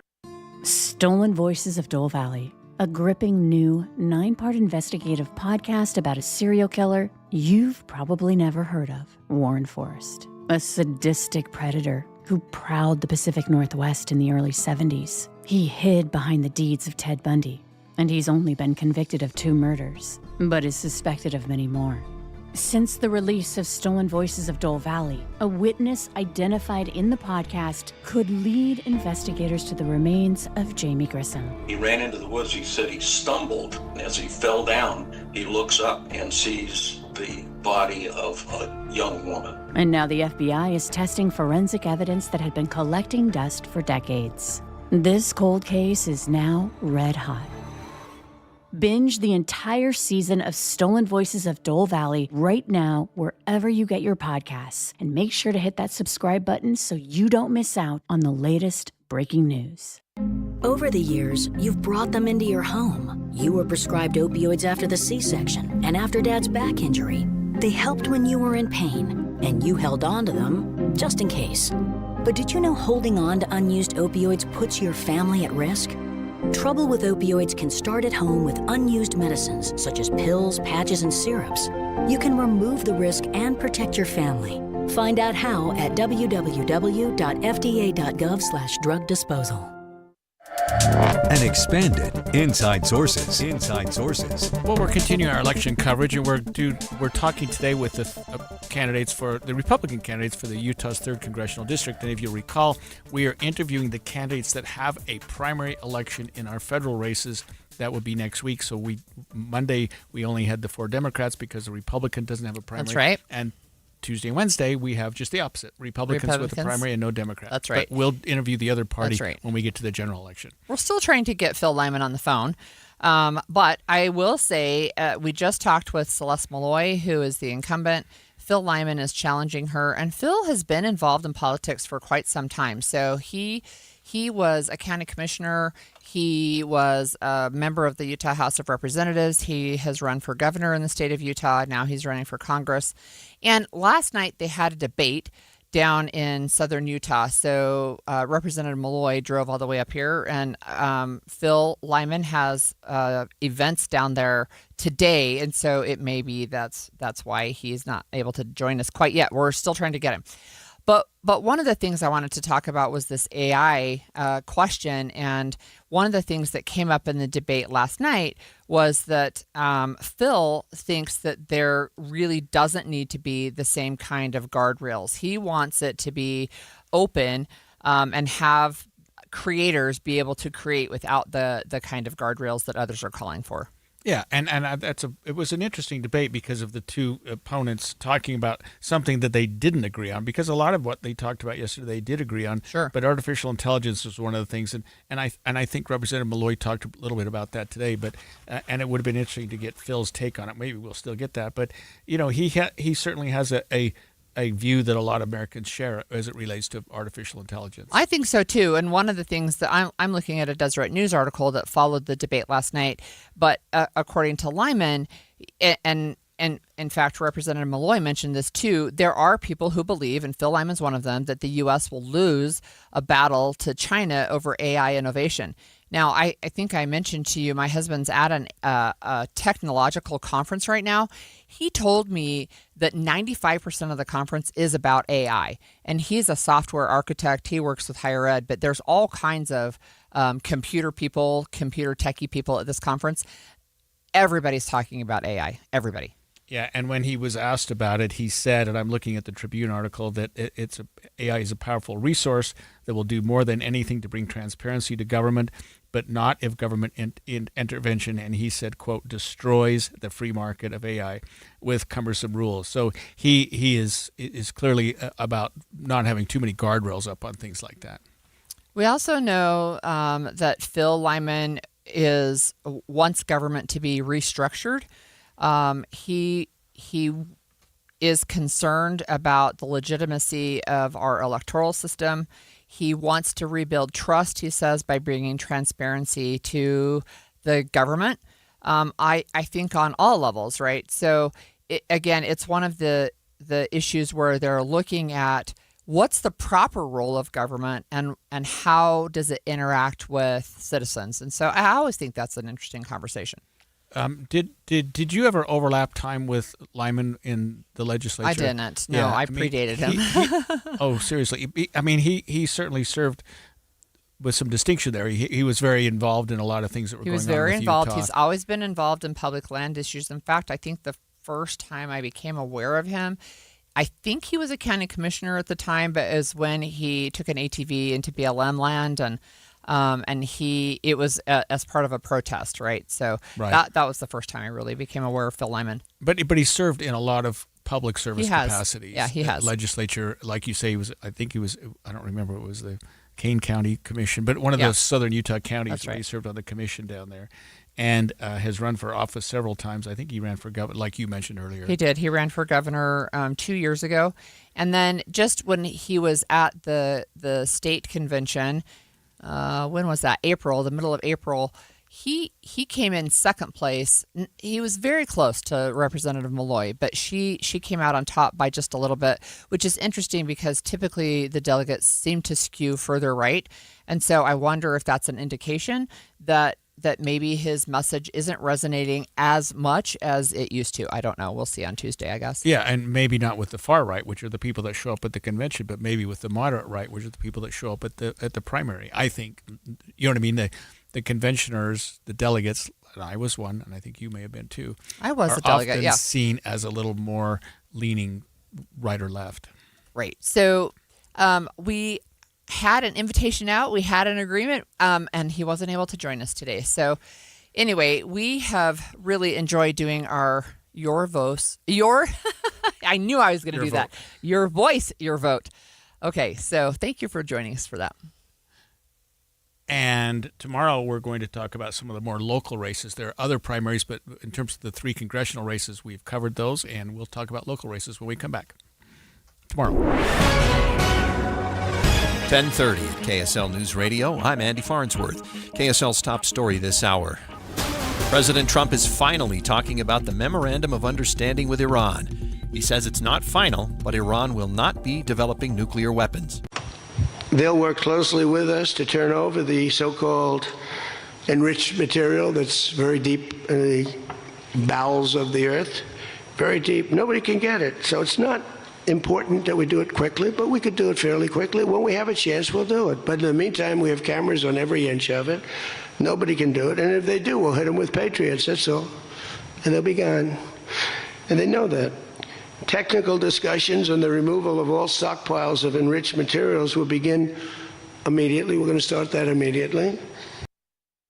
The president says the U.S. will go back to sending strikes if the deal is not signed and done in 60 days. Salt Lake City leaders have voted to move forward with a 12.5% property tax increase. City leaders tell KSL the money will help them overcome a budget shortfall and will go towards things like public safety, roads, and parks. It's not finalized yet. The public will have the chance to attend a Truth in Taxation hearing on August 11th. Sandy City Council has decided to keep funding the Central Wasatch Commission after hearing feedback from residents. Several, including Janet Kinnebert, came out in support of the CWC, saying they help provide clean drinking water and other ecological services. We are paying for a unified voting seat to prevent our water source from being compromised by state overreach. The council had also been considering raising the pay of council members, but voted against it. The mayor also received a pay cut. Your money at this moment, the Dow is up 187 points to 52,187. Coming up on Utah's morning. Coming up, we've got hot weather for the next couple of days and that traffic problem coming into downtown looks like it's cleared. Traffic and weather is next. KSL News Time, 10:31. The sources where we get our news matters. When you listen to Utah's Morning News, we want you to feel the stories are important to you and trustworthy. This is Amanda Dixon. And I'm Andy Farnsworth. Join us weekday mornings on KSL News Radio. And we're back with Sandy Hendry, owner and founder of Minky Couture. And I didn't ever know until just a second ago what the couture meant. Minky makes perfect sense after your first interview.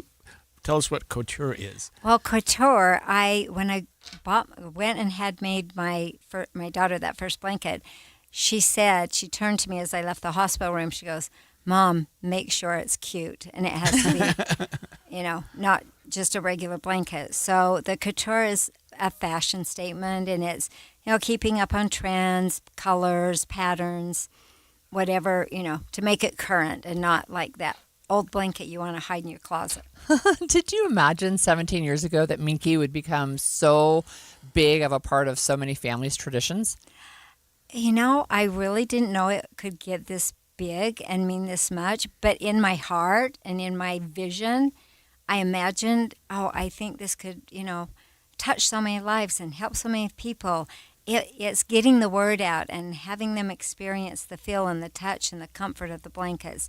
But it is so near and dear to me when I hear people's stories about how a blanket can touch and change their life from a child to an elderly grandma or grandpa. How do you how has it managed to grow, and where are you currently located? I mean, you've got, it looks like, locations all over the state now. Yes, we become literally our out of state and online presence is like 80% now, or it used to be 40%. We have stores and locations, which I love because it sets us apart. You can run the store and pick up a shower gift or a birthday gift, or somebody broke their arm. But we have them in Logan and Ogden, Sugar House, Draper, St. George. And Orem. And Orem. Yes, I got 7. You got them all. Look, I wanted to say, I know we only have a few seconds left for this segment, but can you show us at least the camera for the people who are looking This online? is incredible. This is what I thought last year should be really a flag blanket this year. It's beautiful. And as you can see, it's so heavy. And it's got the stars, and too. The stars are on this side. There you go. Yeah.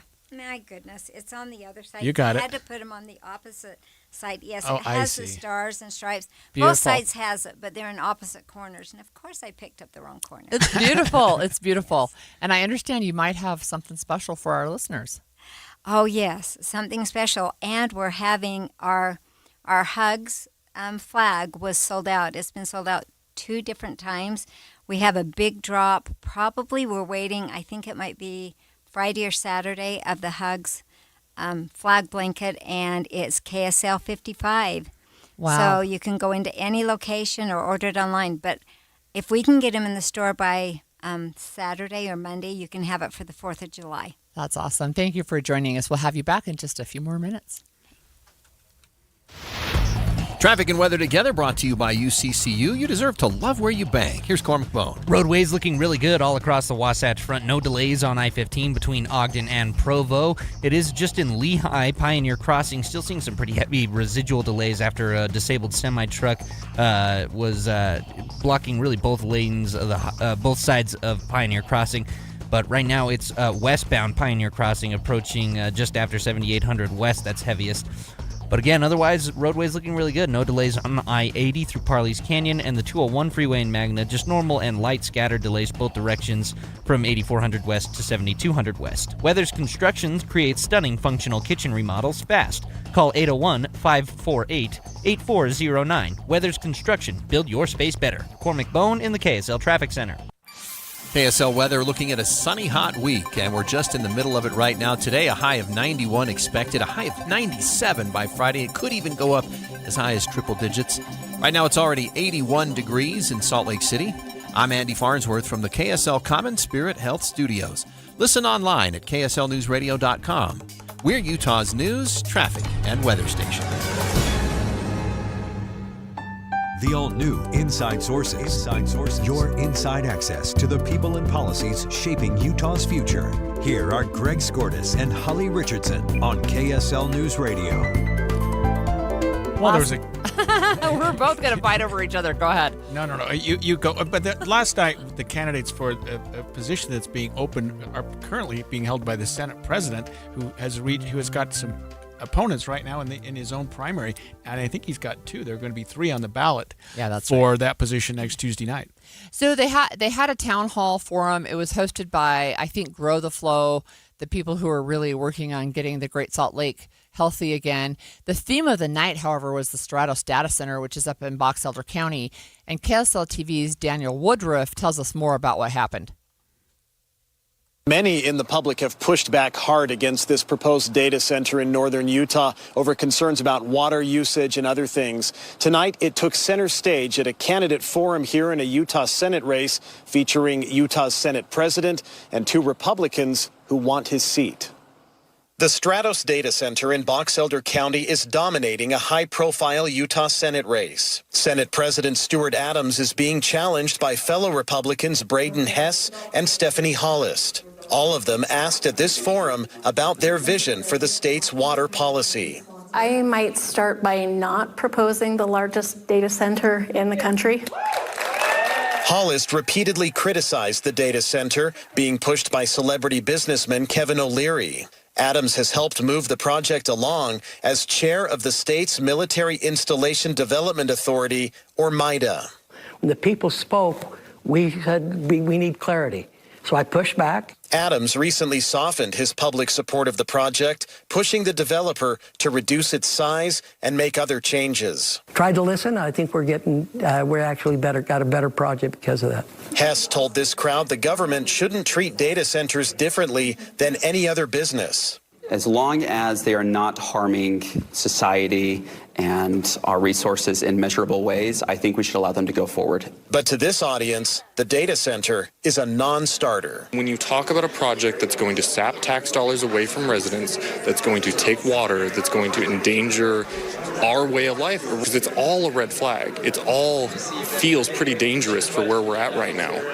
This data center is certainly a big issue in this Utah Senate race. Whichever Republican of the three wins the primary election next week to the general election in November. So that's right. Yeah, and that is a big part of that race. And I think that the opponents of Stuart Adams are, if you want to separate him from something else, certainly Stephanie Hollis did.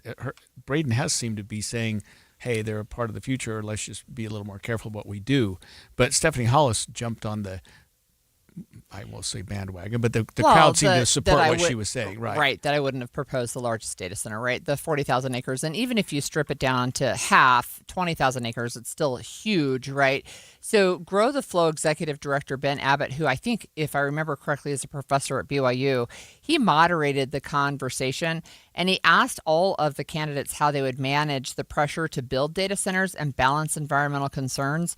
And President Adams just said, look, it's a legislative position. The state legislature has encouraged data centers to come to the state for the past 5 or 6 years, right? And so I think there's a difference between what we already have in the state, and it's almost 50 data centers, but there are none to the size and scale of this one. Even close. And right. And I think it was, we've talked about this so many times on our show, but the speed and the surprise or lack of transparency, I guess, with which this project was put forward. So it's interesting to me. It's not surprising to me that that was the focus of this town hall, but it's interesting to me that it has put President Adams in a real position of defense, because usually incumbents, especially incumbents in leadership, they go in pretty strong, right, into their primary races.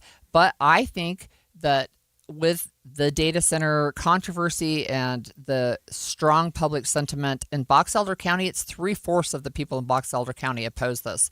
I think that he could be in some trouble. We'll see. And of course, the footprint for the entire development, and that includes the land and everything, is 40,000 acres right now. Stuart Adams demanded in a letter to the promoters that they cut it down to 10,000, 1/4 of that distance, of that size. They have said, well, we'll cut it in half to 20,000 Right. acres. But even 10,000 acres is a huge tract of land. But I think that he had to do that to try to assuage some of the public concern. I'll say this, because I live in the north part of the valley, that I see Stuart Adams billboards all over I-15 when I'm driving to KSL in the morning and coming home. So he's clearly working. There's no question he's well funded. Yeah, and getting some ads out, getting his name out, Yeah. and talking about. I mean, we're driving on Highway 89, and Yeah. he has a billboard that says "Built Highway 89." You know what I mean? Yeah. And we talk about budget. He'll say, cut taxes by $1.5 million or whatever it is. I mean, he's done a lot of things. He's working it pretty hard. I don't know his opponents very well, Braden Hess or Stephanie Hollis. I would say this, that if Stuart Adams had one opponent, I think that person would have a better shot of beating him than have three. Than having two opponents, right? Yeah, that's right. That's right, because they split the vote, right? Typically, they will. So it's interesting too. MIDA, so the Military Installation Development Authority. Yeah. So both Hess and Hollis don't think it should exist, and President Adams is the chair of that committee. So it's interesting because Hess said he thought it should be dissolved so decision-making goes to local governments. MIDA it was originally put in place to help support Hill Air Force Base. And Hollis, who is an attorney, she claimed that MIDA breached the separation of powers described in the state's constitution. So one of the things that she said is that MIDA is able to override land use decisions and give developers benefits that a normal entity isn't given. And They do seem to be making some pretty powerful decisions. And so we'll see. I mean, that's an issue. So the race is for his Senate seat, not for the Senate presidency. That's right. That's So right. Remind our listeners what the Senate does and how they select their president. So after the election in November, the Senate majority will get together and they will select their leadership body. And so people run. They tell other people in the body, hey, I'm running for Senate president. I'm running for majority leader. President Adams has already said that he will run for Senate president again if he wins the primary and then the general. But that's what happens. So it's an election among the majority, and it happens very shortly after the election. Majority party. Same things happens in the House to get the Speaker of the House. So shortly after, and I mean usually the same week, so usually by Thursday or Friday of that first week. They'll convene. The majority caucus will convene, and of those people, they will select their leadership. Wow. So now you know. And when we come back, look, we're going to continue talking about candidates, but we're talking about a CD1 candidate and the Salt Lake County clerk, how they're at odds over what one says is racial discrimination. Stay with us. People have been listening to me for a couple weeks now, maybe a couple months, talk about SOTA diet nutrition. And a lot of people have said, Greg, we didn't think you needed to diet. And that's because I was hiding things pretty well. And I wasn't like I was 100 pounds overweight. I was between 25 and 30, just at a weight that I was uncomfortable with. And it got to the point where suits that I'd been wearing to court wouldn't fit anymore. And I couldn't put my belt on. I couldn't put my shirt on in the way that I could in the past. And I had to limit my wardrobe. So I contacted SOTA Diet Nutrition because whatever was happening, I could not lose the weight on my own. They hooked me up with a program to do this based on my diet only, not any medication or anything like that. It just said, look, we can change your diet. We can change your eating habits. Give us a chance. We'll help you lose 3 to 5 pounds a week. I ended up losing almost 30 pounds in 7 weeks, and I have maintained that weight. In fact, I've continued to lose a little bit of weight since I got to my target weight. I'm going to stay with SOTA. I'm going to stay with them as long as they'll keep me, because what they're doing is helping me, and it's helping me look better. It's helping me feel better. SOTA Diet Nutrition. Join us for a short time to have results that last a lifetime. Buy gold and put some silver in your pocket. I know what you're thinking. Everything's expensive right now. How am I going to buy gold? It's Ron Paul. Nowadays, a lot of things are out of your control, but there is something you can do right now to diversify your retirement, and it doesn't cost you anything out of pocket. My friends at Birch Gold Group will help you convert an IRA or 401k into an IRA in gold, a time-tested hedge against inflation. Plus, in honor of America 250, Birch Gold is going to give you a special America 250 1-ounce silver round for every $10,000 you purchase by July 2nd. Text the word SECURE to the number 989898 to get a free info kit from Birch Gold and claim eligibility for this limited time offer. Again, text the word SECURE to 989898 today. We're joined in studio again by Sandy Hendry, the owner and founder of Minky Couture. And Sandy, we've been talking over the last hour as we've had you in studio about Minky, how you've been around for 17 years, and you were just starting to show us this really beautiful patriotic blanket created for America's 250th birthday this year. How is this different than any other kind of flag blanket? Well, that's a good question, because last year we have done patriotic inspiration blankets before, but we've never done the flag. And so last year I thought, next year's the quincentennial, we need to do something special. And I wanted a blanket that was just the flag. And so we created that, over the year. And I think because it's something special that you can actually wrap up in, there's beautiful flag blankets, but I don't think they have the cozy quality, the wrap-up quality, that I want to wrap up in all my patriotism and watch the fireworks. And so I just thought, I need something that is going to embody just the love we have for our country and the cozy feeling. And everything beautiful. it gives us. Yeah. Thank How you. do you get your ideas for different colors and styles and things that you want? I mean, is it driven by the public? Do you get suggestions, or is it just your own creativity? You know, I watch really closely myself fashion trends, and I have a designer with a department that, you know, we're always looking at the latest colors for 2027, 2028, and then kind of what's in the fashion world itself.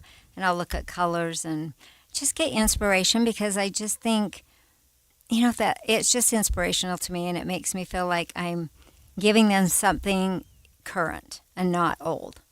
All right. I want you to remind our listeners again about your special discount. Okay, we have a great discount, KSL 55, and it's good. And you can go in the store, you can use it online, you can use it today.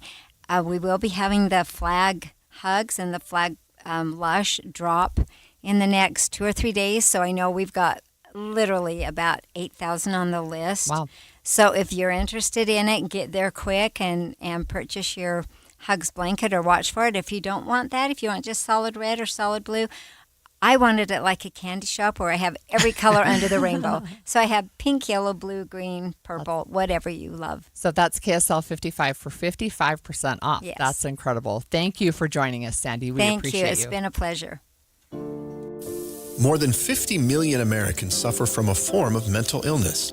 And Utah isn't immune, with nearly 1 in 3 people dealing with anxiety, depression, or another form of mental illness. But there's hope. We can all take action to keep ourselves and our loved ones safe. That's why KSL has teamed with the Huntsman Mental Health Foundation to bring you hope and help you thrive. It's Healthy Mind Matters. Find out more at healthymindmatters.com. Right here in your community. Cyprus Credit Union helps you prepare for whatever the future holds. Learn more at cypruscu.com. 911, tell me exactly what happened. My son and his wife and their 2 children haven't responded. Susan Powell disappeared on a snowy morning in 2009. I said, Josh, where are you? You need to get home. And her husband will never be held accountable. Your wife is missing, Josh. Yeah, but And you want to think about it for a couple of days? I'd had this overwhelming feeling that he had done something to her already. I'm Dave Cawley, host of the podcast Cold. Then he starts making phone calls to Susan's phone. Hello, Susan. We are on our way back. It's the deepest of deep dives into this tragic tale of abuse. Where was Josh when Susan disappeared? I don't know. Of one mother's desperate attempt to escape. This is me, covering all my bases. Help prevent it from happening again. Our focus has and continues to be finding Susan. Listen and learn by following Cold wherever you get your podcasts. Inside Sources.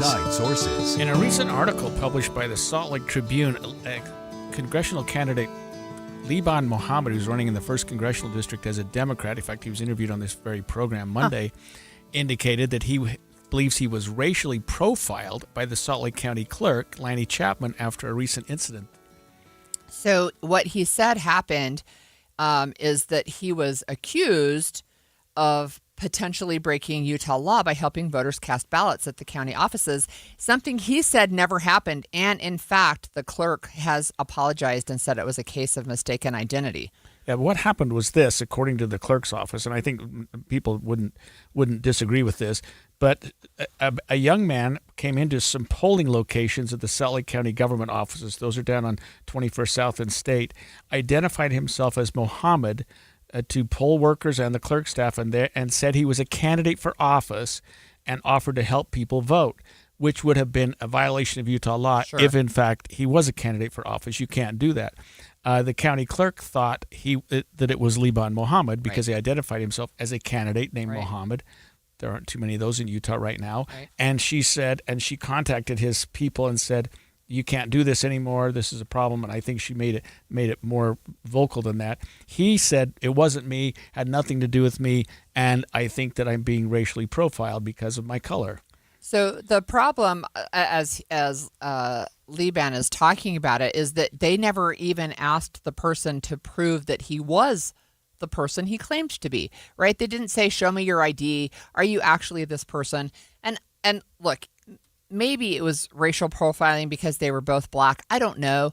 But I know that if somebody came to me and said, hey, I'm so-and-so and I'm running for office, I wouldn't actually know for sure, right? Whether they were brown or black or white, I wouldn't know because I don't know everybody's faces. But he said that he and his campaign were not contacted to find out where he actually was. They didn't ask this person to show them ID. And instead, this is what Liban is saying, the campaign said that it was an unverified assumption that because they said, hey, I'm Mohammed and I'm a candidate, that it was in fact Liban. Right. And according to the candidate, Liban Mohammed, he got an email from the county clerk, Lanny Chapman, indicating that there were some potential violations and indicated that if the violation was true, the clerk's office would notify law enforcement for possible criminal charges. And then he looked at that and obviously was very concerned because he's like, well, at least he didn't ignore it, right? Yeah, it wasn't me. And his campaign said, look, before they even issued the notice, they should have contacted him to verify his whereabouts on the date in question. You indicated that just a minute ago, and whether who was this person they observed. Yeah. He was really mad. He said instead that we just get this unverified assumption that was made that this person was seen assisting voters was in fact Liban Mohammed, likely due to what they call racial profiling. So Chapman said that they reviewed security camera footage, and he was right. It was not him. It was somebody else. So she told the Salt Lake Tribune that she sent an email including her sincerest apologies and that there will be a total debrief and potentially some training for poll workers and staff to make sure that something like that doesn't happen again. This kind of, let's admit it, profiling or assumptions, happens far too often. It still happens a lot, whether you want to admit it or not. And I've done training for law enforcement officers in the community about racial profiling and indicated to them that, a person of color operating a vehicle on the street isn't probable cause to stop that person. Right. And law enforcement in our community is very, very good about that. But you can also understand, and I've even had a police officer tell me straight up, look, if I'm in an expensive area of Salt Lake City and I see 3 black youths, I'm going to go and ask what they're doing there. And that's problematic to me. That's absolutely profiling. But he said, they don't live there. They don't belong there. Well, how do they know? I know. And I try to train the officers. I say that is not probable cause. You cannot. Exactly. And we even in the legal community, the defense, we call it driving while brown or driving while black. Exactly. It's not a crime. Yeah, exactly. And UHP gets training on that. I think they do a very good job, but there have been times in the past when not just highway patrol, but just traffic stops in general, that you think, why was this person stopped? And let's be honest, I'm 68 years old, which means I've been driving for 52 years. I never get stopped, and I drive very badly. But if I was... This is not an invitation for the police to follow you. If I was African American, I'll bet I would have been stopped 20 times. Well, right now, 50 maybe. You know what I mean? I have sons who have that experience, right? They're good drivers, and they've been stopped way more often than and would be random. And it's not anything intentional. I don't blame law enforcement because if you look at the makeup of our law enforcement community right now in this state, it reflects the population. There are a lot of Hispanic officers, Polynesian officers, black officers, and they do an incredibly good job. When I worked with gangs, we had a whole bunch of officers from different cultures because we were working with the kids from those cultures, and we found that the officers were much more effective talking to their own, and the kids were more respective talking to an officer that reflected their personality or their culture. But it still happens, and it still happens sometimes with officers of color, you know what I mean, that they see something. So we've come a long way. This is a sad example. We're talking about what happened with the clerk's office and of course Liban Mohammed saying, look, you wouldn't have done this to anyone else, but you saw this. And it doesn't even say that the man who came in was...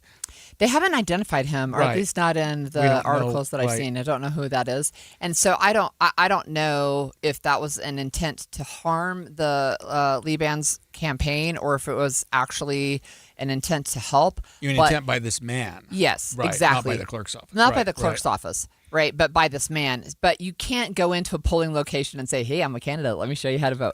Right, and that's what the clerk's office said. Look, this is not okay. But she also, Lanny Chapman, wanted to make sure that people know anybody who showed up, even during that time, their votes count. They still count. They still will count up until 8 p.m. on Tuesday, June 23rd. So if you have not yet mailed your ballot, I would say probably today's the very last day you want to stick it in the mailbox. Other than that, go to your local polling location or do it in person, right? So you can drop it in a drop box or you can go to a polling location. And then on Tuesday, you can do either a drop box or in person. Yeah, and this is a sad thing. And I think that both Lanny Chapman and Liban Mohammed took the high road at the end of the day and recognized what happened here. And she apologized and said this was wrong. We're going to do some training. He said it was wrong. I think that you profiled me. Let's have, and it sort of, he seems to have accepted that. And, we're in the throes of the primary. We're like 5 days away now. Yeah. Nobody needs any bad publicity.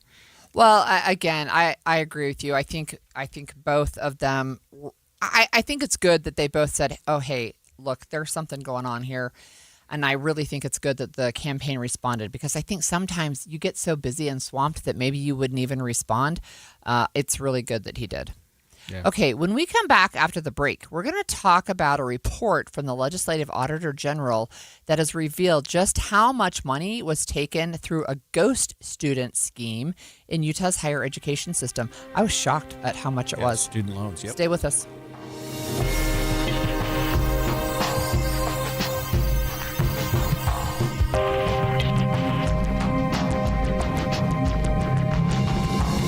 KSL FM Midvale. KSL Salt Lake City. From the KSL Common Spirit Health Studios, this is KSL News Radio. Utah's news, traffic, and weather station. 11 o'clock at KSL News Radio. I'm Heather Peterson. KSL's top story this hour, the sawmill fire in southern Utah grew to 200 acres overnight, and homeowners are on alert in case of evacuation. KSL News Radio's Brianna Willis reports. The sawmill fire now covers an estimated 1,100 acres and is not yet at all contained, according to Utah Fire Info. Overnight, crews worked with bulldozers to build fuel breaks. Fire is burning near Beryl and Lund, Utah. Iron County Sheriff's Office says they'll send out a reverse 911 alert if residents in permanent homes need to leave. Yurts and cabins within 4 miles of the fire were evacuated yesterday afternoon. 13 counties in central Utah are now under a red flag warning today. Wildland fire crews are watching for sparks that could flare up due to the high winds, low humidity, and hot temperatures. The warning is expected to last until this evening. Our top national story this hour from ABC News. The Trump administration is hopeful it can forge a deal that permanently prevents a nuclear Iran, but the latest U.S. intelligence is giving reason for doubt. The U.S. and Iran are set to kickstart detailed nuclear negotiations on Friday, but officials say American intelligence agencies predict the Iranian regime will be unlikely to make the nuclear concessions the Trump administration expects to see. The president making it plain that military action is still on the table. If I don't like it, if they don't behave, we'll go right back to dropping bombs right smack in the middle of their head. Shannon Kingston, ABC News, the State Department. And the president is currently speaking about that deal at the G7 summit. We'll continue to follow that and bring you his comments throughout the afternoon. Your money at this moment, the Dow is up 182 points, the S&P is down 3, and the NASDAQ is down 23. Coming up, no end in sight for this summer sunshine. KSL weather is next. KSL News Time, 11:01. Mornings are for recharging. And they're for starting your day right. We volunteer to join you in the car. Get news and weather at 102.7 FM during the most important part of your day. Andy and Amanda, each morning between 5 and 9 on KSL News Radio. Hey, honey, I was thinking about updating the house a little. A little? You know, new siding, new windows, gutters that actually work, maybe even a new deck. Wait, seriously? Yeah, I called RGS Exteriors. Well, that's a good decision. When it comes to upgrading your home's exterior, the right choice is easy. RGS Exteriors specializes in siding, windows, gutters, and decking that transform the look and protection of your home. Hi, Tim Brown, RGS Exteriors. My family has been building and improving homes in Utah for 5 generations, and taking care of homeowners is something we take very serious. With over 1,300 5-star Google reviews, 21 Best of State awards, and our 10-year workmanship warranty, homeowners know they can trust RGS. Over 200,000 families across Utah have trusted RGS Exteriors with their home, and so can you. Schedule your free estimate today at 801-280-3110, 801-280-3110. One of the best things about Soda Diet and Nutrition, and that helped me the most to let go of 70 pounds in 5 months, was their dynamic diet with the nutritionist tailoring it to my lifestyle. We get up super early, Amanda. Yeah. We don't eat at normal times. Right. And they worked it out so that I was eating at the times that my family did and the times that I was awake, so that it was customized to me. I had a friend who's a type 1 diabetic did soda. Yeah. They customized it to him. This is not a one-size-fits-all thing. I mean, people have food sensitivities, right? They have weaknesses. They have habits. So it's not one size fits all. It's for you and your specific health needs. This nutritionist you're going to work with, she became like my friend because she really helped me get through. I lost 37 pounds in 3 months, and I've kept it off for almost 4 years. You can see the results by going to sodadietandnutrition.com. Everybody that does this and that sticks to it has the results without pills, crazy exercises, or fad diets. sodadietandnutrition.com. Because soda is, say it with me, Amanda, state of the art. Higher taxes, soaring inflation, record low interest rates, and the skyrocketing cost of healthcare. The list goes on. Retiring successfully today is a lot more complicated than ever before. Learn how you can tackle the biggest challenges that you'll face in retirement today. Don't miss a special edition of Retirement Solutions Radio. It's this Saturday afternoon at 3 o'clock.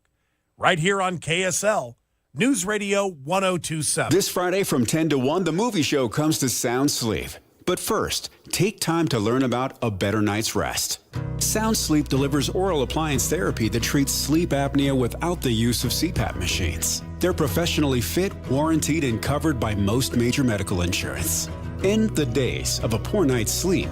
With offices from Clearfield to St. George, Sound Sleep will help.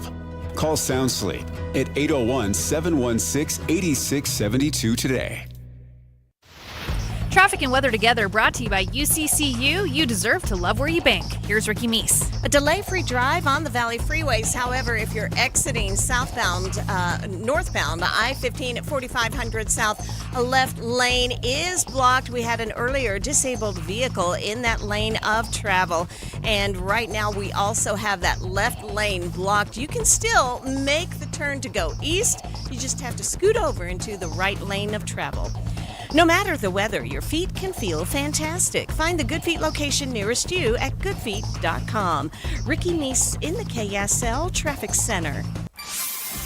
A degree above 90 today and a degree below tomorrow. Then Friday, we'll see a spike up to 97 before we settle down into the high 80s for the weekend. Right now, it's sunny and 82 degrees. I'm Heather Peterson from the KSL Common Spirit Health Studios. Listen online at kslnewsradio.com. We're Utah's news, traffic, and weather station. The all-new Inside Sources. Your inside access to the people and policies shaping Utah's future. Here are Greg Skordas and Holly Richardson on KSL News Radio. This week is interim week at the Utah Legislature, and yesterday, one of the meetings that happened, and it was after our show, it was the Legislative Audit Committee met and got reports from the Legislative Auditor General. One of the reports talked about ghost students in Utah's higher ed program, and it was astonishing. Yeah, apparently there are people known as ghost students who use false or stolen identities to enroll in higher education for the purpose of getting financial aid. They then get the financial aid. A check is written to them. They create, and I know this has KSL TV's Matt Gephardt written all over it, but they almost certainly create a false account, false identity. They get the check, they cash the check, and they're on their way, and nobody knows who they are. Nobody knows how to collect from it, and the numbers that have been stolen are staggering. Yeah, so one of the on the KSL story, it's what, $835,000, something like that. There's also still some questionable ones. There's $500,000 that they've confirmed, another $335,000 that are they think are, and then there's even more. So we're talking about close to $1 million of fraud here. And one of the things that the Auditor General pointed out when they were given this presentation is that institutions, even though they knew that this was a problem, they felt like Utah's institutions of higher ed did not prepare, that they just were not ready, even though they knew that this had been a problem. And of course, the federal government actually provides the money, and so the feds apparently have the approach that, hey, if you guys don't do a very good job, you have to pay it back yourselves. So the federal government's going to ask Utah colleges to repay the $1 million that they ponied up for what they thought were student loans. That's really a lot. And speaking of the federal government, so current Representative Burgess Owens, this is one of the issues he has been working on in D.C. So he's on one of the education committees, I think a subcommittee, but he passed a bill out of the House. It's over on the Senate side, no aid for ghost students, of course.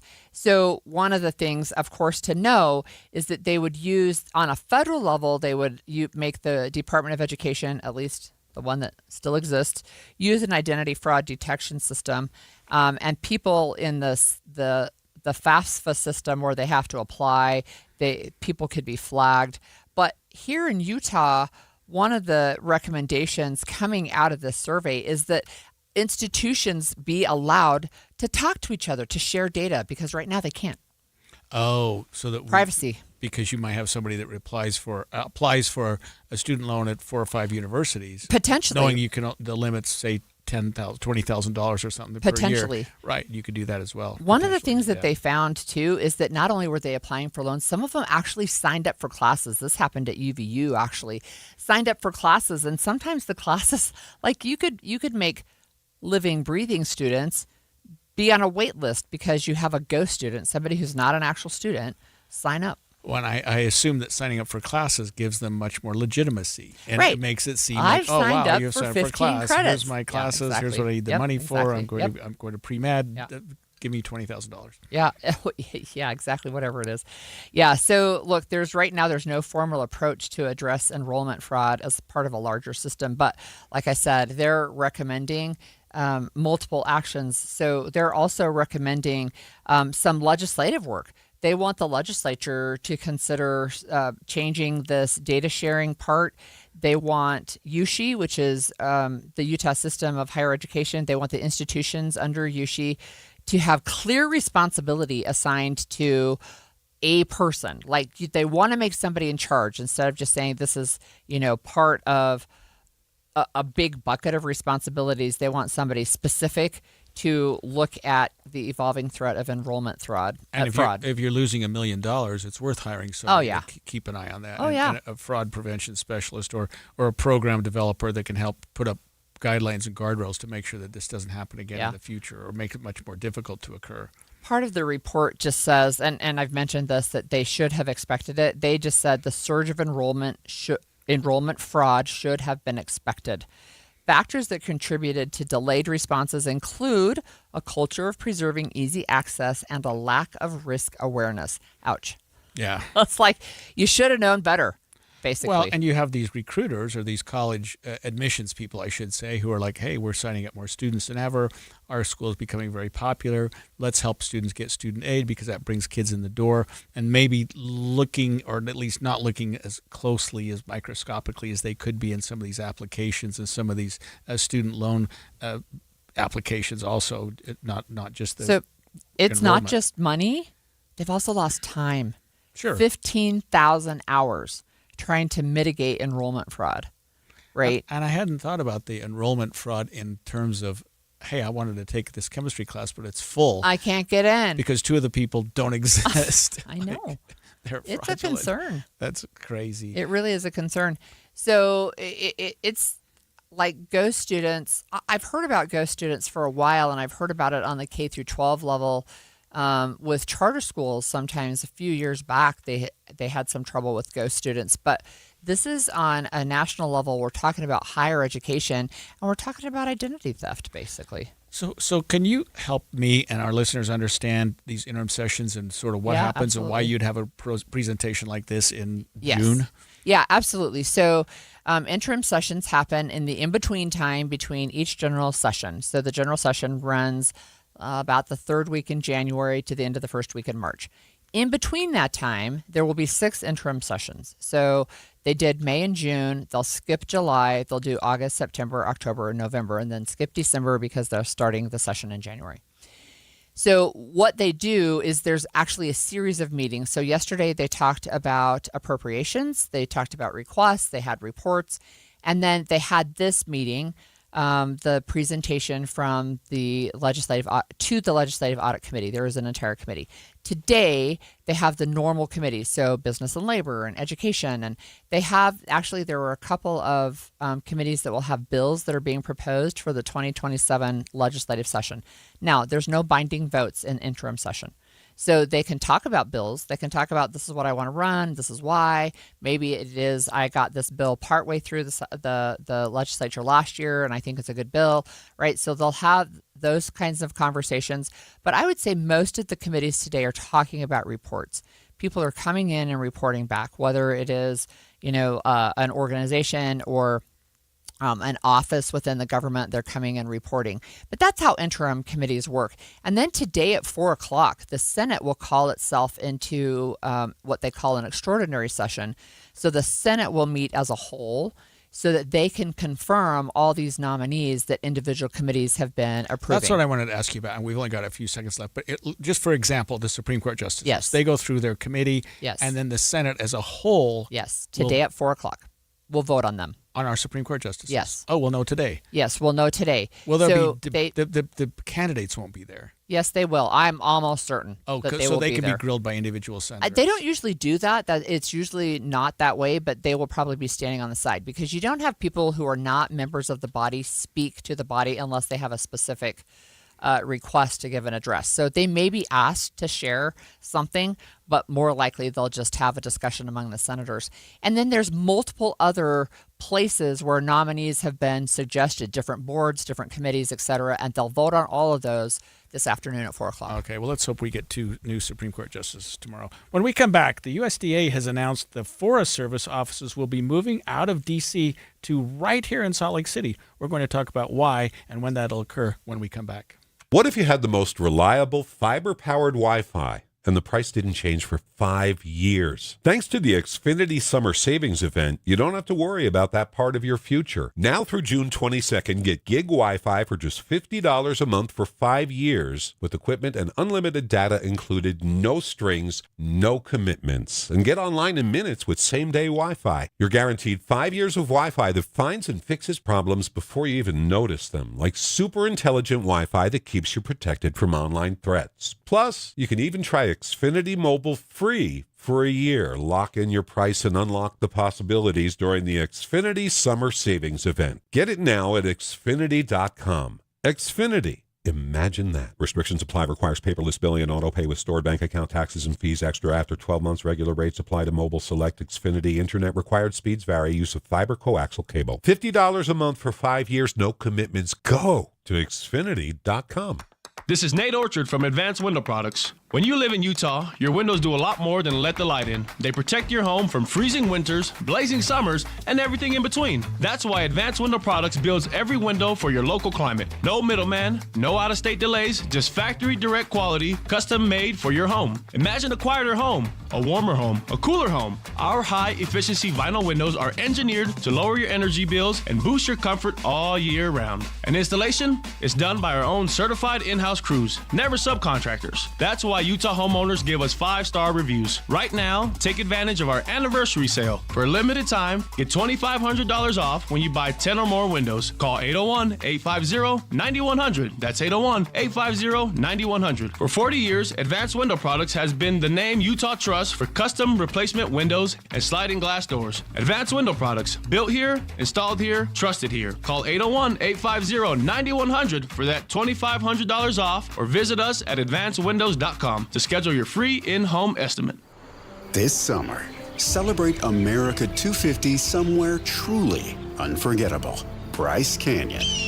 Stay at Ruby's Inn, the closest lodging to the park, where you'll enjoy comfortable rooms, free hot breakfast, an indoor pool, and easy access to hiking, horseback riding, and gorgeous views. And mark your calendar for July 10th, when the Utah Symphony performs a free concert on the rim of Bryce Canyon. honoring 250 years of America in one of the most spectacular settings on Earth. Make it a summer to remember at Ruby's Inn, where you'll get more Bryce for your buck. Plus, enter to win the ultimate getaway. 2 nights at Ruby's Inn and a $500 gift card for dining and activities. Celebrate America. Experience Bryce Canyon.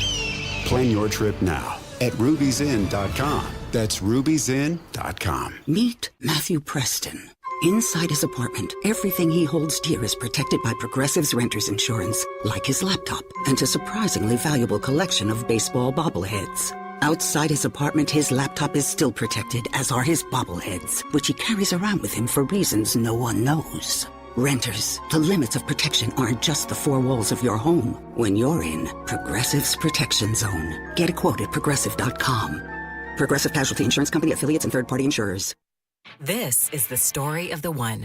As a maintenance engineer at a beverage manufacturing plant, he starts his day knowing every line is ready to run because Grainger delivers the industrial-grade products he needs to keep mixers, conveyors, and packaging equipment moving. With Grainger's vast selection of bearings, belts, and motors, he keeps operations running smoothly, so nothing grinds to a halt. Call 1-800-GRAINGER, click Grainger.com, or just stop by. Grainger, for the ones who get it done. Help maintain fun at Lagoon. Now hiring full-time year-round ride maintenance technicians and HVAC technicians. Apply at lagoonpark.com/jobs. Must be 18 or older. Before a disaster turns your family's world upside down, it's up to you to be ready. Get a kit. Make a plan. Be informed. Learn how at www.ready.gov. Brought to you by the Federal Emergency Management Agency and the Ad Council. Everything to my back is dark. High in the alpine wilderness, The ridgeline is imposing the escarpments, the drops. a place where survival, It's dark now. I have nothing. is never certain. In 2011, an Australian hiker vanished. Did he really make a wrong turn, or did he decide that he was done? You have done this walk too, but this is your backyard. The mountains have decided to keep him. Find and follow the podcast series Uinta Triangle wherever you get your podcasts. The new Inside Sources. In March, the USDA announced that the Forest Service is going to be moving their headquarters from Washington, D.C. to Salt Lake City. And now we're learning more details about what exactly that move entails and how quickly it's happening. Yeah, so the Forest Service is part of the United States Department of Agriculture, and they're indicating that they're moving their headquarters from D.C. to Salt Lake City. They're also setting up some satellite or some smaller offices around the West. Apparently, 90% of Forest Service land is west of the Mississippi River, so it didn't make sense to have 90% of their employees in Washington, D.C. Well, it is one of the things that I think is a good move. So we have with us Politico reporter Rachel Shin, who is going to tell us more. Thanks for joining us this morning, Rachel. Happy to be here. Thank you for having me. So I saw a piece that you wrote this morning about how quickly this move is happening and what workers need to be doing right now. Can you share with our listeners what that looks like? Yes, so USDA is circulating documents to their employees, kind of giving them guidance on their options for when they receive relocation letters, which to my knowledge has not happened yet, but they're kind of setting the table for those letters dropping. And when those letters drop, the employees who are reassigned will have a period of time that will be specified in the letter to decide whether they are choosing to relocate with their job or not. And if they don't, their options are resignation or retirement. And then in terms of the timeline for people who do choose to relocate, they will have to complete the move within 1 calendar year. It seems, Rachel, that we had heard about this before. This isn't something that just came up today, but we almost seemed to, I almost thought we talked about it a week or so ago. But can you tell us what kind of notice? I mean, a year seems fairly generous, but this is something that's been in the works for a time, hasn't it been? Yeah, so actually Secretary Brooke Rollins announced this in July of last year, so it's been almost a full year since people have known that this sweeping reorganization was going to take place.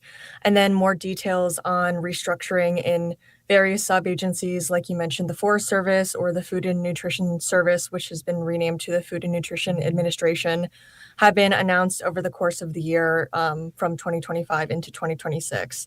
So we have been aware that this was happening for a while, but employees haven't necessarily received the locations that they will be going to yet, and actual moves have not commenced. Although Deputy Secretary Stephen Vaden has said that he wants people to start moving over the course of the summer to align with the school year so people can let their kids finish the school year out in DC and then start with the other students in their new locations.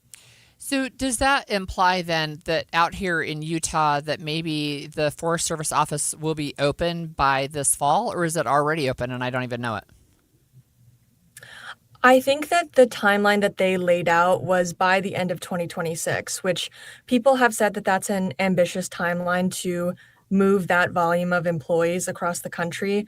But yeah, they are shooting for end of 2026, possibly before 2027. And are there going to be any offices east of the Mississippi where some employees are going to will be able to stay, or is this going to be a fairly significant relocation of a large number of their staff? I believe most of it is in the West. There's Salt Lake City. There's one in Fort Collins, Colorado. One in Raleigh. There's one Kansas City, New Mexico. Missouri. Yeah. So yes, and I mean they may open new hubs in the future, but I think the ones for the time being are not based on the East Coast. So what happens to current employees who say, I don't want to move? They will forfeit their positions. So they can choose either early retirement or they can choose to resign. And the documents that I secured and put out earlier this morning show that they may be eligible for severance pay and some of the other benefits that are given to people who are separated from a company in a reduction in force. And also outlined in the documents is that they may be qualified for preferential hiring at other federal agencies if they are not willing to leave the DC area. Do you know, and I'm sorry we're keeping you here a bit, Rachel, but do you know if there was some politics behind this? It makes sense geographically to have this office more closely related and aligned with where some of the Forest Service lands are, but is there anything else that was happening in DC that would have created this? I think that because this was announced in July of last year, kind of after a lot of the DOGE things happened, many government agencies were similarly restructured and headcount was reduced. Some sources and some critics that I've spoken to of the reorganization have said that this is kind of another DOGE move or another restructuring that is designed to reduce headcount at USDA. So it could be political in that way. And just generally, I think that Secretary Rollins has been pretty consistent in her messaging with the rest of the Trump administration in that she thinks that bureaucracy is bloated within the federal government and there is too much spending and there are maybe too many employees. So I suspect that many people are not going to want to relocate out of the DC area after having established their careers here and raised their children here. So yeah, that might be a result of this move. So you may not know the answer to this question, but does this then open up job opportunities for people here in Utah to fill those offices? Yes, I believe so. And I think that some county offices, not necessarily these hubs, but just general county offices, I've seen some job postings pop up there in the last couple of months. But I think in the documents that I received, it says they will hold these jobs for the people who are currently in them until the Friday before the start date at the relocated location, but otherwise that job is vacant. So how many of those positions they want to fill with locals, I'm not sure, but it is certainly a possibility. So, Rachel, I grew up in a military family, and the military / the government paid for all of our moves. Is that the same with these type of government workers? Is this something where they're paid to relocate?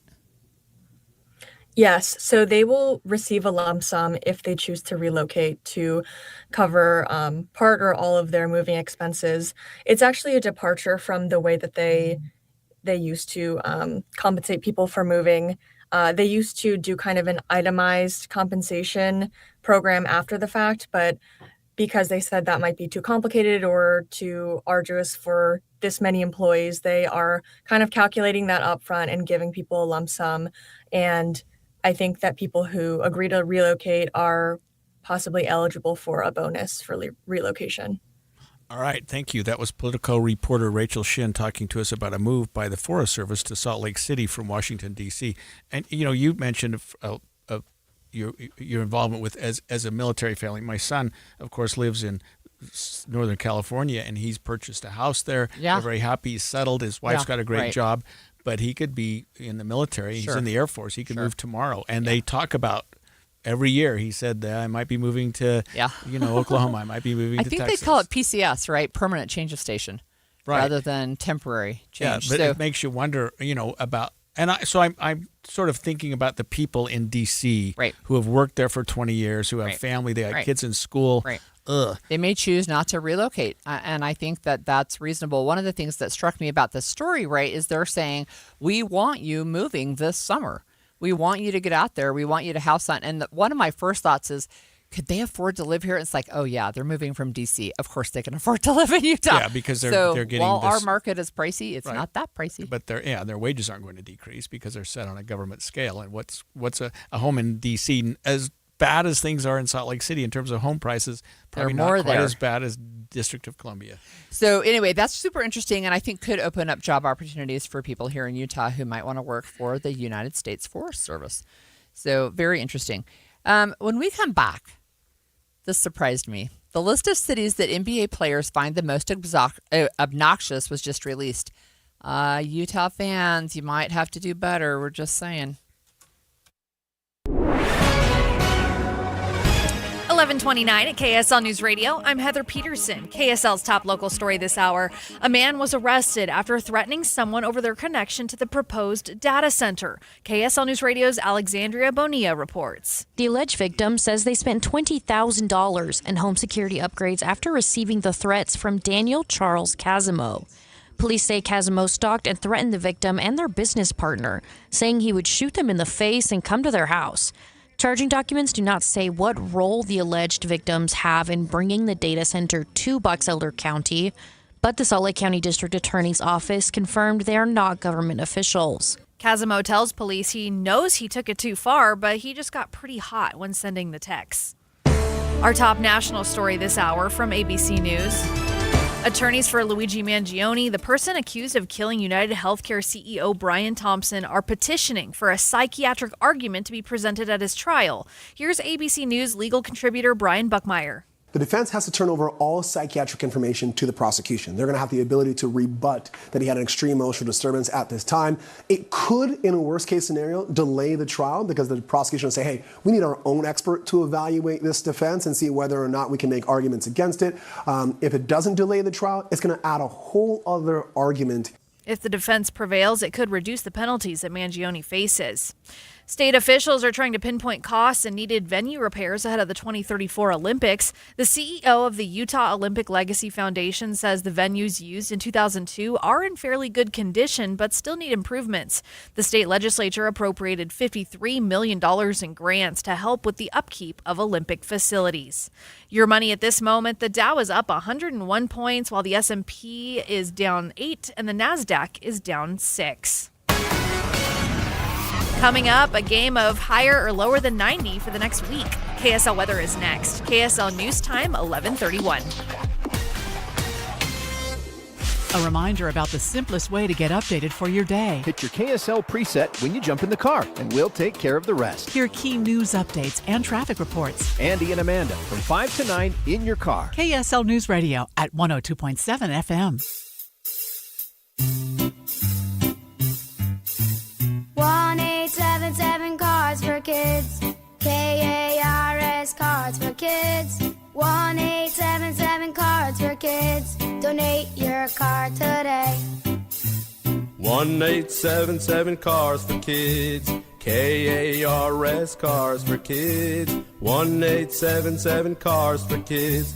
Donate your car today. Ready to get rid of that old car? Donate it to Cars for Kids. Call 877 Cars for Kids to speak to a friendly live agent. Donation is super easy, and your car can be picked up as soon as tomorrow. Go to carsforkids.org now or call 877 Cars for Kids to donate your car today. 1-877 Cars for Kids. KARS Cars for Kids. 1-877 Cars for Kids.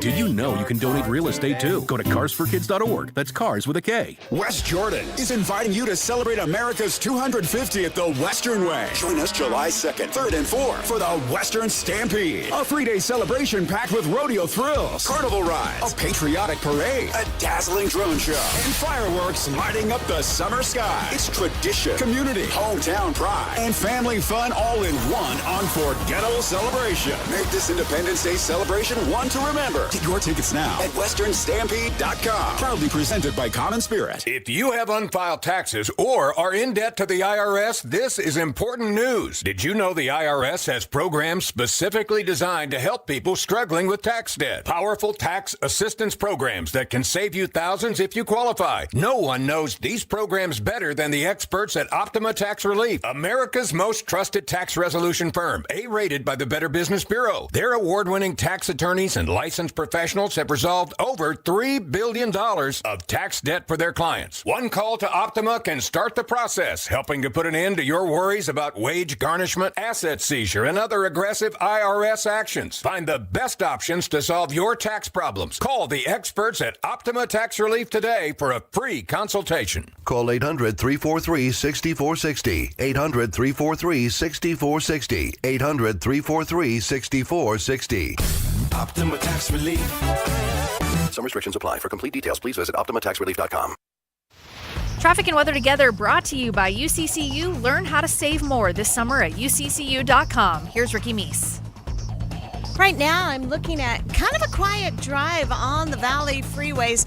You are going to see a left lane blocked on the exit ramp from northbound I-15 and southbound I-15 at 45th South in Murray, but it's really not causing any kind of major delays. No other big issues to talk about on your freeways or your main secondaries in Salt Lake County. We had a disabled vehicle southbound I-15 near the South Interchange, the I-215 junction in Murray. It quickly got moved out of traffic to the shoulder. Weathers Construction delivers beautiful, modern bath remodels done right. Call 801-548-8409. Weathers Construction. Build your space better. Ricky Meese in the KSL Traffic Center. We're looking at sunny skies and a high of 91 today and 89 tomorrow before Friday's jump up to 97 degrees. Then this weekend, expect temperatures in the high 80s. Right now, it's mostly sunny and 82 degrees. I'm Heather Peterson from the KSL Common Spirit Health Studios. Listen online at KSLNewsRadio.com. We're Utah's news, traffic, and weather station. The all-new Inside Sources. Inside Sources. Your inside access to the people and policies shaping Utah's future. Here are Greg Skordas and Holly Richardson on KSL News Radio. I'm so excited, Holly. We get to do a sports segment. Well, it's you're not just, my You're wheelhouse just dying at all. with excitement over this, and I can tell already. I'm dying of excitement. Yeah, there you go. I'm just dying. Well, okay.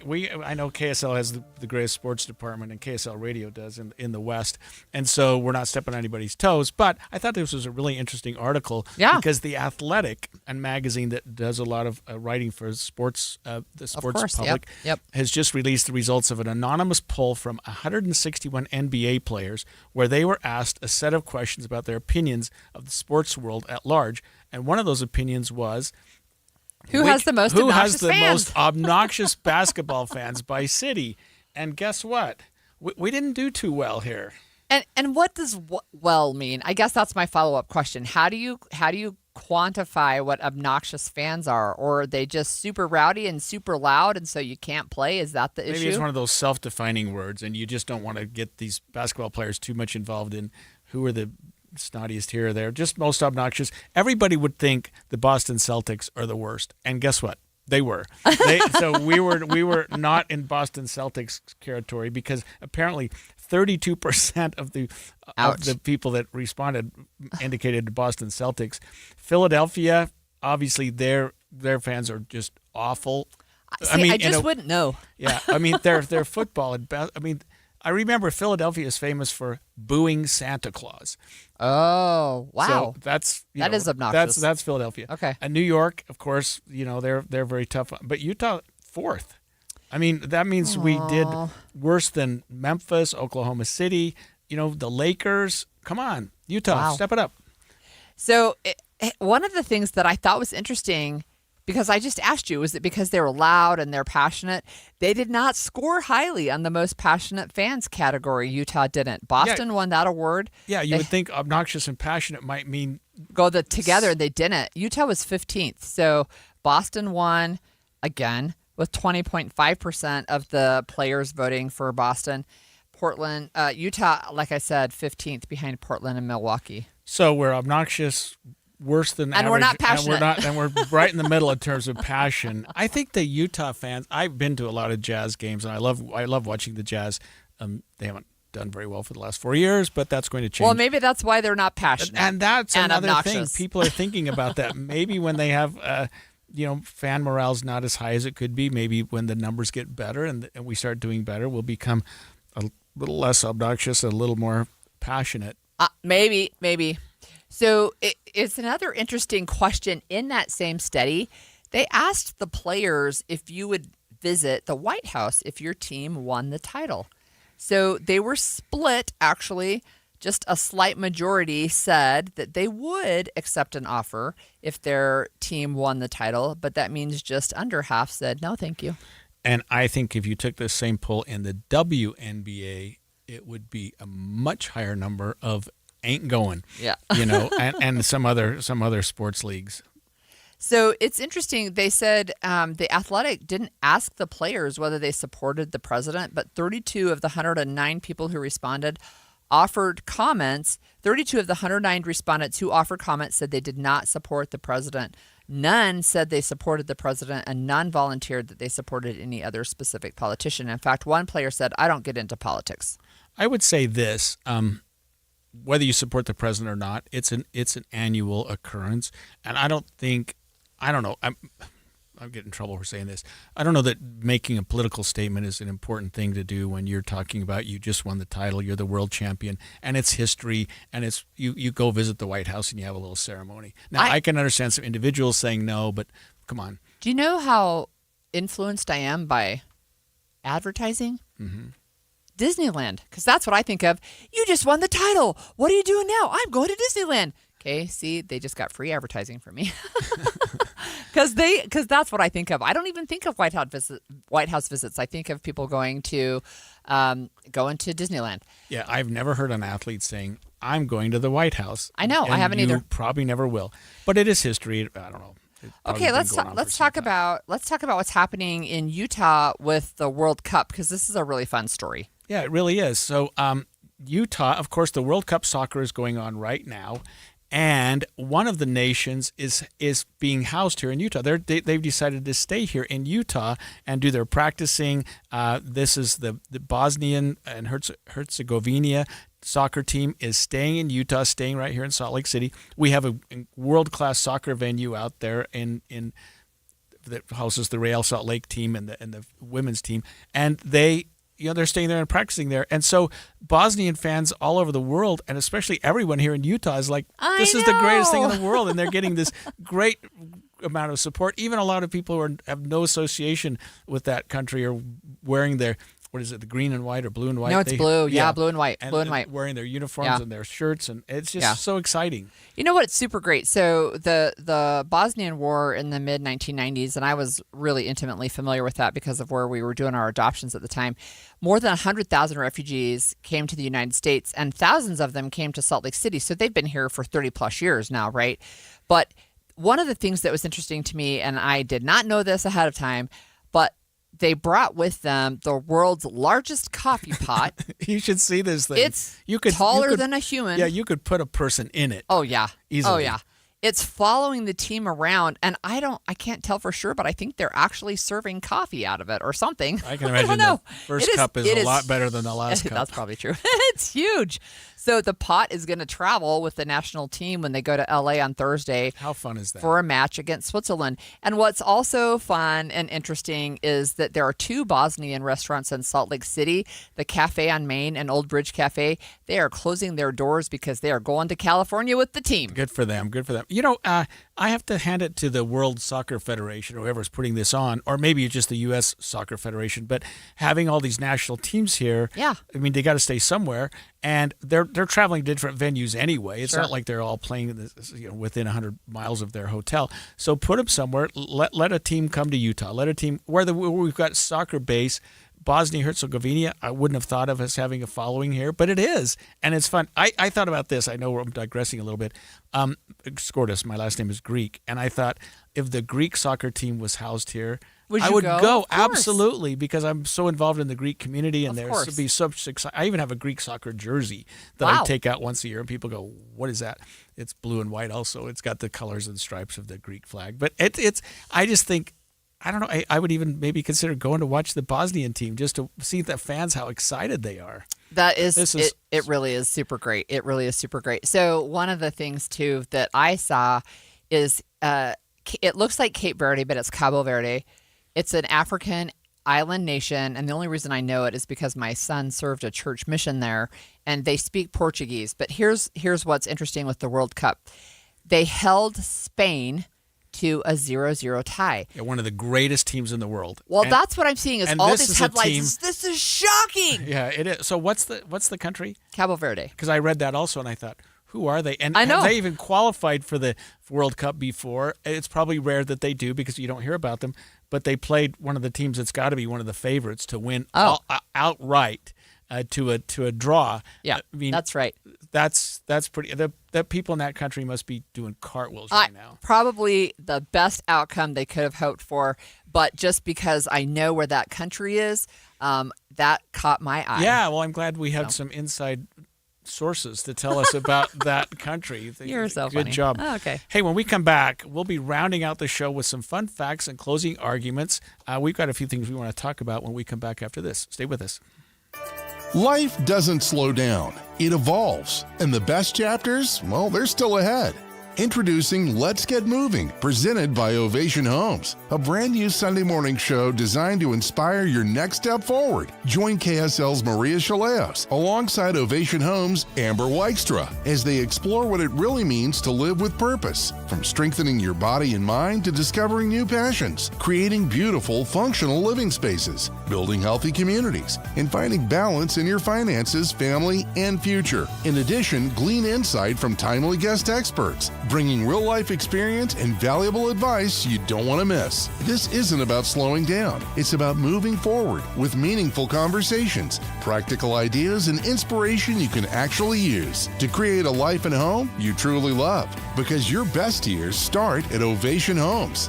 Start your Sunday morning inspired from 5:30 to 6:30 on KSL. You trust us for news and information in your car. Now trust us at home. KSL News Radio has you covered, keeping you informed on the latest breaking news, weather, traffic, sports, and more. Listen on your Amazon Echo or Google Home device. Just say, Alexa, open KSL News Radio, or listen on the KSL News Radio Listen app. Text the word app to 57500. KSL News Radio. We have you covered.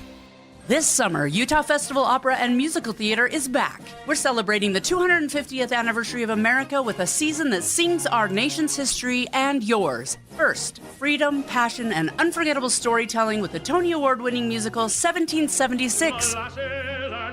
Starring two Michaels, renowned singer Michael Ballum and Metropolitan Opera singer Michael Sokol.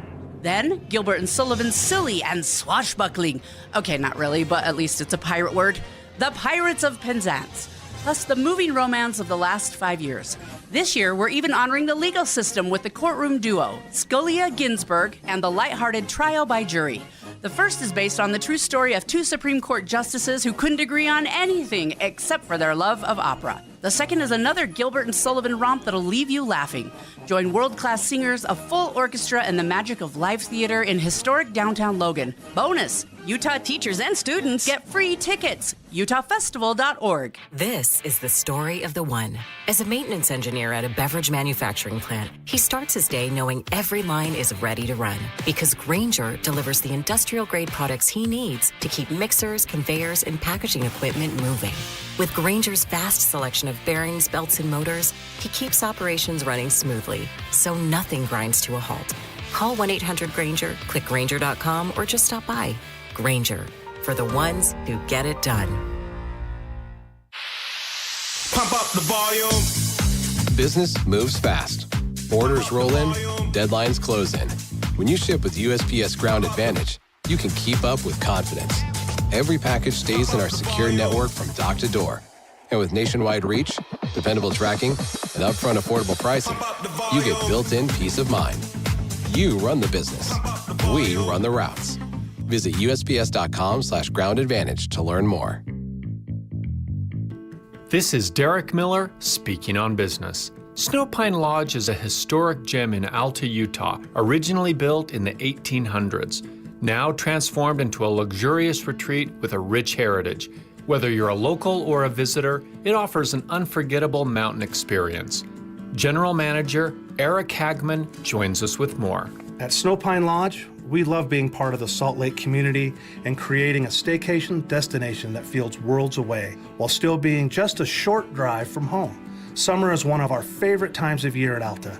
Locals come up to escape the heat, hike through the wildflowers, take in the patio views, and enjoy our 20% off Utah Locals rate for overnight stays. We're also currently booking last-minute corporate retreats, weddings, special events, and holiday parties. And fall is an especially beautiful time to visit Alta with the colorful foliage, cool mountain air, and hiking trails right outside the lodge.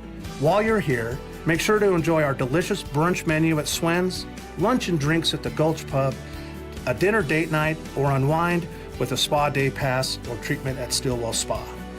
Whether you're coming up for a weekend getaway or just the afternoon, we'd love to welcome you to Snow Pine Lodge. Snow Pine Lodge continues to share the best of Alta.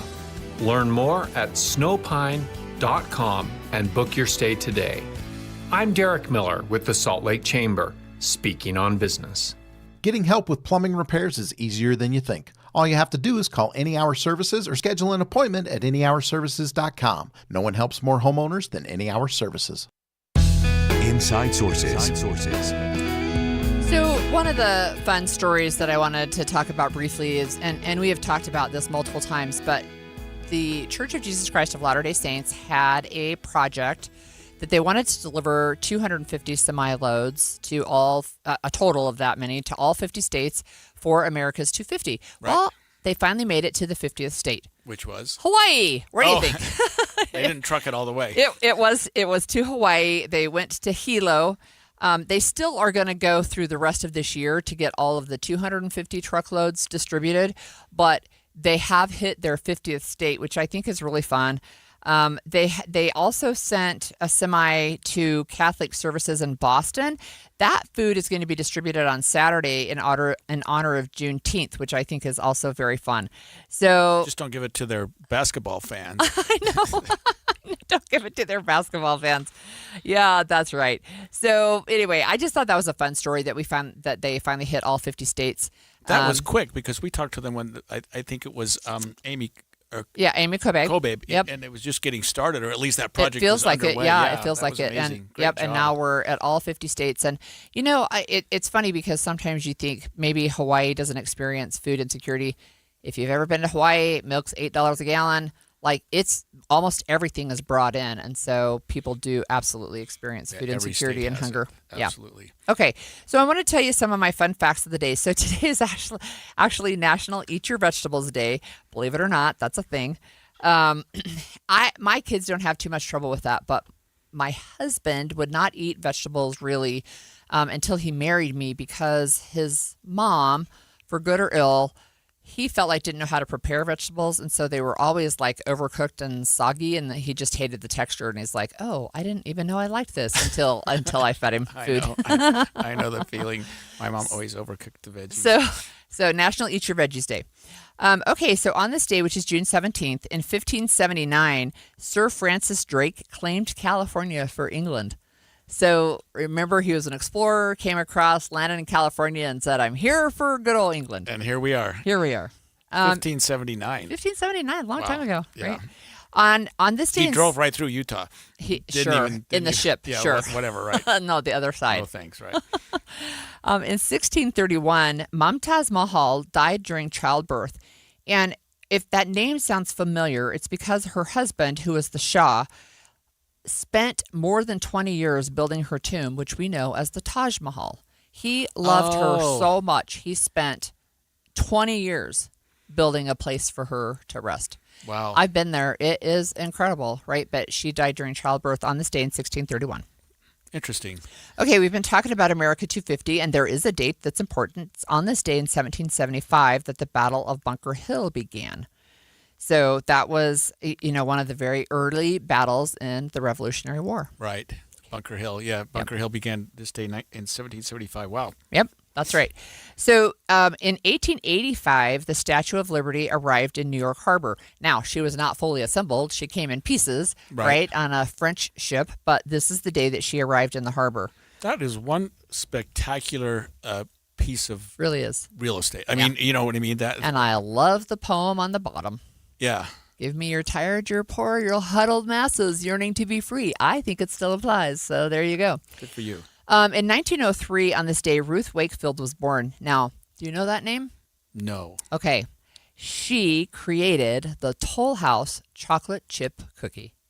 So I think my kids think her birthday should be a national holiday. What is Toll House? I've always wondered. It's the company. It's the, okay. The, I thought it was like a type of chocolate chip. No, the chocolate chip cookie that has a company. curl at the top or something. No, that's Hershey. Okay.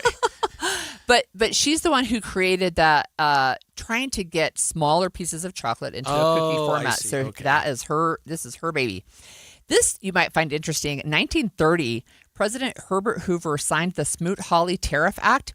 It boosted U.S. tariffs to historically high levels and prompted foreign retaliation. And we did learn a lot. Almost Yeah, 100 years ago. ago. Hey, that didn't work too well. Let's try it again. Okay, have a couple of Supreme Court cases for you. Okay. In 1963, the U.S. Supreme Court in the Abington School District v. Shemp struck down in an 8-1 ruling rules that required the recitation of the Lord's Prayer or reading of biblical verses in public schools. So separation of basically public education and religion from the schools. And again, we're coming back around. Yes, we are. We're doing these Look things. at Oklahoma. Yes, we are. Let's talk about this, states. And I have to do one more before we get to the other Supreme Court case. But in 1994, this was the day that O.J. Simpson led the LAPD on a low-speed chase. So if you remember that, the big white SUV, right? Yeah, Ford Bronco. Just slowly going down the highway. I never did figure out why they didn't pursue him more rapidly. So, well, I mean, what are you going to do? Just follow him. He's going to stop eventually. A tire strip? Yeah, I don't know. I guess you could do that.